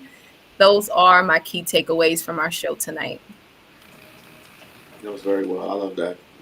Thank you. Thank you. Anybody else want to shoot their shot? Just now's the time. Okay. Next up. Oh, okay. I guess it's me. I'll just say this one thing. I am grateful to God for Black men. It is because of what you all You're welcome. contribute to society, and what you all contribute to the lives of Black women as a whole, that we are the better as a human race. So I am ever grateful for you all. You guys are the strongest, most resilient of God's creations. You all are kings. And I hope that you recognize and realize that you all are more than enough simply because you exist and not because of what you do. And I hope that you learn that you exist in worthiness simply because of who you are. So that's it for tonight. I appreciate you all, love you all, and thank you for having me. Thank you, Much Kelsville. appreciation. Jerron, Chris, you if I want to may. go ahead and take us out with your outro, sir? Yeah, so hey, I just say good night. Thank you, Ashley, and thank you, Kelly, for both coming to the stage tonight and giving sharing your words of wisdom and encouragement. Definitely appreciate it. Hope both of you ladies and the rest of the people in the audience have a great weekend. As I always say, do something nice for yourself this weekend, and we'll see you next week. I'm out. So, Colin or you West. got me. Go ahead. Yeah, I'm West Stewart, located in Los Angeles, California. Listen, I just want to say this as we part. We all have our shit, and it's wonderful when we can walk into relationships with it all done, all the work done, but that's just not reality. And we're always, hopefully, doing evolving. And there's a narrative out there that you have to be completely healed and whole before you can be in a relationship. And I would challenge that. I think um, even in our states of brokenness, that we're still deserving of love. We fix what we can, but we shouldn't turn away because we haven't finished the work. And we can even seek it out, because sometimes love that we find is the rest of the healing process. And it's only until we're in a relationship, until we find that love, that we know that we can test the health of where we've come to. So I just want to encourage everybody to yes, do the work, but in the course of doing the work, do not forget to one, love yourself, and two, love someone else and know that you can be loved. That's it. I'm done. Go Don't ahead. clap. Don't clap, Negro. I'm I done did. with I clapped. No, I agree with that, Wes. That was pretty good. Yeah, I Of course came you late, do. man. I got all some talking energy tonight, I guess. But yeah, man. For me, I'm gonna use my time to speak on that submission thing because it is, to me, more than just the gender roles. Whenever we talk submission, but we tend to focus on that. I feel like a lot of times if we or if women would allow themselves to be more submissive or submit their emotions, submit their thoughts, submit their intellect without overstepping or challenging their man that they're with, a lot of times they'll find that a lot of times I think we'll all find that the other parameters of submission come more easily. I feel from my experience, I understand that when a woman is unwilling to allow herself to be emotionally vulnerable and emotionally open to a person, it's a lot harder for them to follow someone's lead because you're not entwining with them in that way. But that's it. Robert Longmire, Bakersfield, California. Passing it to whoever pops up next on the big screen. Go ahead, That will Carl. be me. Fantastic show tonight. Want to thank the ladies for coming on tonight and joining the show. Really appreciate that, Kelly. We men do appreciate hearing those words because it's so rare, especially in today's age. So thank you for pouring those words of encouragement, inspiration to us. Really appreciate it. As always, thank you everybody for tuning in. Hopefully we'll see y'all here again next week.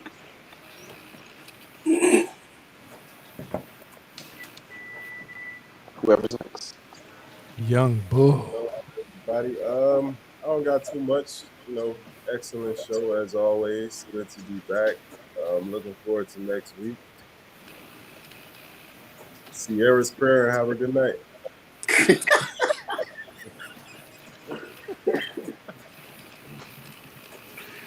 Thank you, everybody. We appreciate you.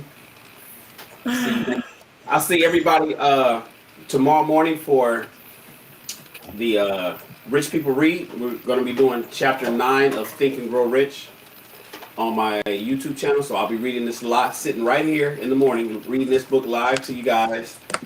Chapter 9.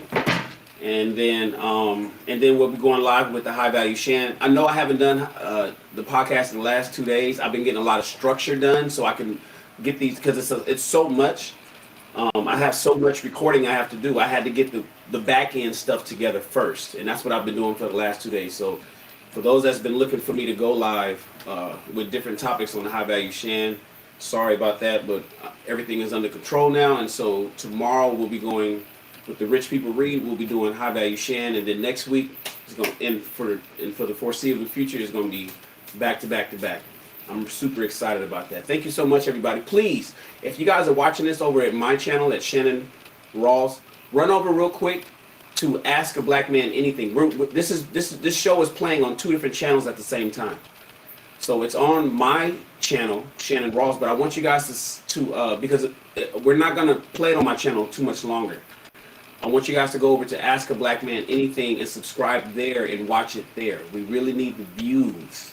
That's what we need. We need the views over at that channel. So whenever this pops up, I want you to watch it on that channel because it's not going to simulcast on my channel much longer anymore. Appreciate you guys. Chris, it's on you, big dog. Hey, Shan, real quick, somebody did ask what time your show was, bro. And y'all definitely check out that Think and Grow Rich. But is it specific time or is it? Yeah, tomorrow. Well, on my channel, if you subscribe to my channel, my lives are always set up in advance. So Think and Grow Rich tomorrow is at 9 o'clock in the morning Pacific Standard Time, and then High Value Shan is sometime later on. But even still, as long as you subscribe to my channel, I put up the I don't just go live instantly and then suddenly you got to catch it. You get a notification, and I always put it up at least an hour in advance. So that's why it's really good to subscribe to the channel. But tomorrow morning, Think and Grow Rich is at 9 o'clock Pacific Standard. What's happening? So somebody also asked if it was CP time. Now I'm not going to say who asked. I'm not going to say that it's Moments with Mickey Red. Just so you can clarify. No, it'll be on time. It'll be on time. And CP time is one of my problems. They know because I'll be having shit scheduled, and then it'll be scheduled at 9 o'clock, and it don't really go live until 9:30 or something. I've never really been later than 20 minutes though. So 9 Pacific, right? Pacific. Mm-hmm.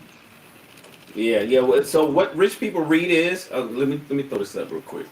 What Rich People Read is, in my channel, I talk about 2 things. The 2 ships is entrepreneurships and relationships. So we read most of I'm here in Los Angeles. I run with a certain circle of friends, and most of these people have a lot of money, and none of them don't read. All of them read. And one of my issues is I don't read as much as they do. I wish I did read as much as they do. And so I know that one of the pathways to wealth and to successful personal relationships like marriages, boyfriend, girlfriend, whatever you want to call it, is to learn.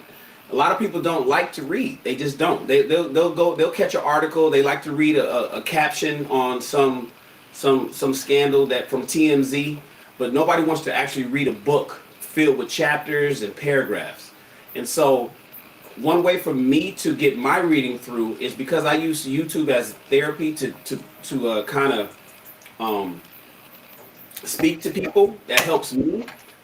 It's also helping me to knock out some of these books that I've been meaning to knock out for a long time. Now, Think and Grow Rich, I've read this book about 3 times. That's because it's not just a regular book; it's a manual. It's a manual on how to get whatever you want. So right now, I need to get $7.5 million by 2023, and that'll be the most I've ever made in a single year. So if I can get the 7.5 million, if I do everything this book tells me to do, which I have failed to do the last 3 times I've read it, then I'll know I'll have that 7.5 million. It'll be no problem. In fact, this book has made more millionaires than any book in the world. Right? It was written in 1925. The abridged version was released in 1938. It was commissioned by Andrew Carnegie. So if I get people to listen to me, it'll give me the motivation to do the things that I couldn't do the last 3 times I read this book. After this book, because we're finishing this one up this month, we're going to move on to another book. I'm probably going to flip-flop between entrepreneurship and relationships. So the next one is going to be about healthy relationships. I might be reading Chris's book. I don't know. I haven't decided. Actually, I am reading Chris's book. I don't know if that's going to be the one I'm going to read next month. But the point is, we are going to read at all times. From that, as long as I have a channel on YouTube, I'm going to continuously read. It's just part of my programming. And so, and it doesn't take anything. It's like an hour just to knock out a chapter. So for those that don't want to actually physically read, they can just sit back and listen to me. And so how I sound now, I just sit there and I pull it up on the screen, and you can just sit back, put your headphones on, and listen to me. I'm your audiobook. And so it helps people knock out books. And then we discuss it and talk about it in the chat. It's really cool. So we're on the 9th chapter of this book, and then we'll be done by right around Christmas, and then we'll be jumping into another book after that. So I'm rarely late, but tune in if you guys want to. I appreciate you. Subscribe to my channel at Shannon Rawls, and please subscribe to Ask a Black Man Anything. All right, Chris, big dog. Appreciate you all for coming out tonight. I do want to say that as excited and as passionate I am, I don't want you to get it twisted. I'm probably the most compassionate, kind person that you've met. Um, you know, but most often I also, have my flaws and my faults. Nevertheless, Chris Davis in Atlanta, Georgia, by way of Buffalo, New York. Um, Ace, I promise if you send one more super chat, man, rich people read. Man, appreciate you for the $50 super chat. Just so you all Oh, know, appreciate you, the Ace. super chats, the money that comes in super chats, goes to our Ask a Black Man, goes to Shannon's page. We're actually going to use that to just give away. We want to be a blessing to somebody, to just sow into somebody's life because our goal with this particular show was to make an impact, and it doesn't matter. It matters that you were born. It matters when you're dead. But also, what you want to do is something with that dash, and that's something that my pastor, who passed away 4 years ago, taught me. You want to do something with the dash, the line in between the time you were born and the time you're dead. And so, we want to definitely be a blessing while we do this show. With that being said, we're coming up on a 1 year anniversary of us doing this show collectively under the Ask a Black Man Anything brand. Um, I would love to just have all of the fellas get together. Just want to share that with you all. You might be able to see us all together, not in different screens. We'll be all on one screen. I'm gonna talk to the super producer and see how we can make that happen. Make people buy flights and stuff like that, and all meet in a particular city. First of all, last but not least, this is my autobiography. If you want to learn about all of my successes and failures and where I came from, how at this weight I was 320 pounds, and how I designed. One moment.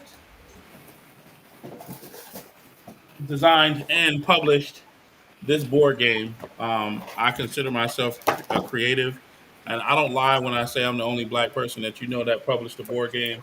I really mean it. This is the game. I don't think I've ever showed it on live. Uh-oh. But this is the game. And the funny thing is I'm actually going to, in the process of designing another one because people want to use my expertise to design a board game. I'm also a two-time published author. This is actually a workbook.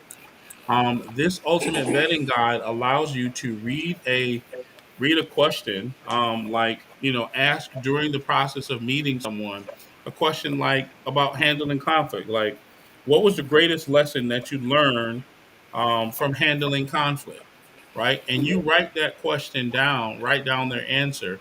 It's part of your vetting process. You learn about that person, and you want to grab this book. You want to grab it for however many of your friends are dating.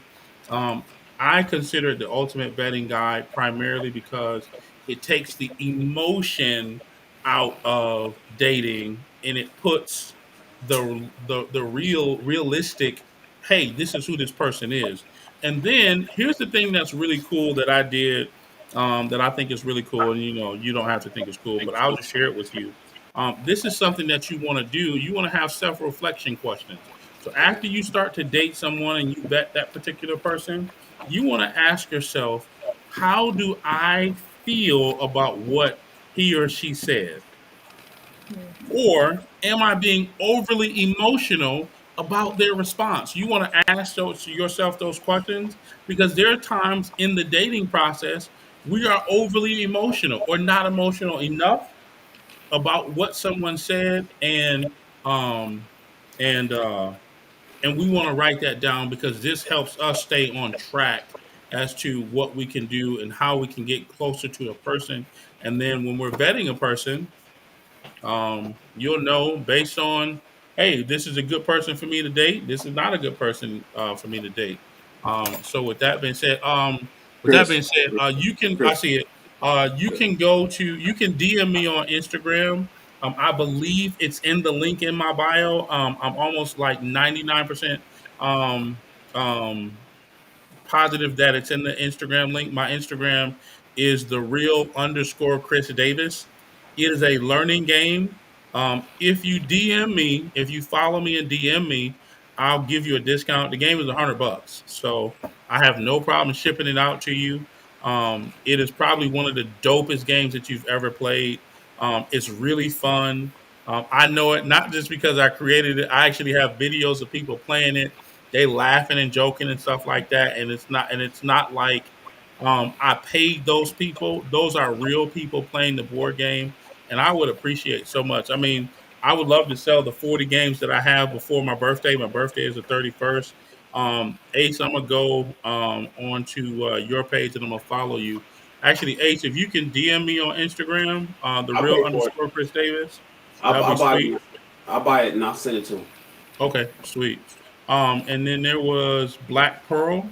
Black Pearl, I see you. Go ahead and DM me on Instagram as well. I will email you and I'll send you a special code so you can just get a discount. Because 'tis the season, man.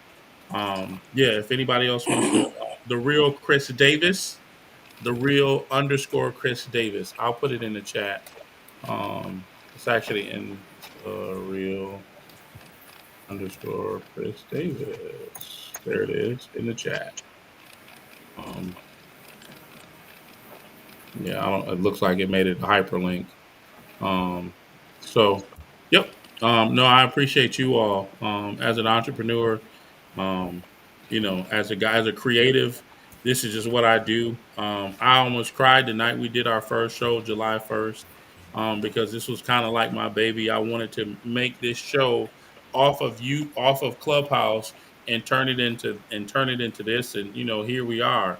I never anticipated in a million years that we will be here.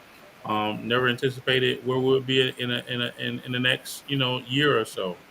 But I'm excited to be able to see all of these fellas and not just look at their icons. It's so easy to be behind the phone, and just have it plugged into your ear and moving about and going about your day.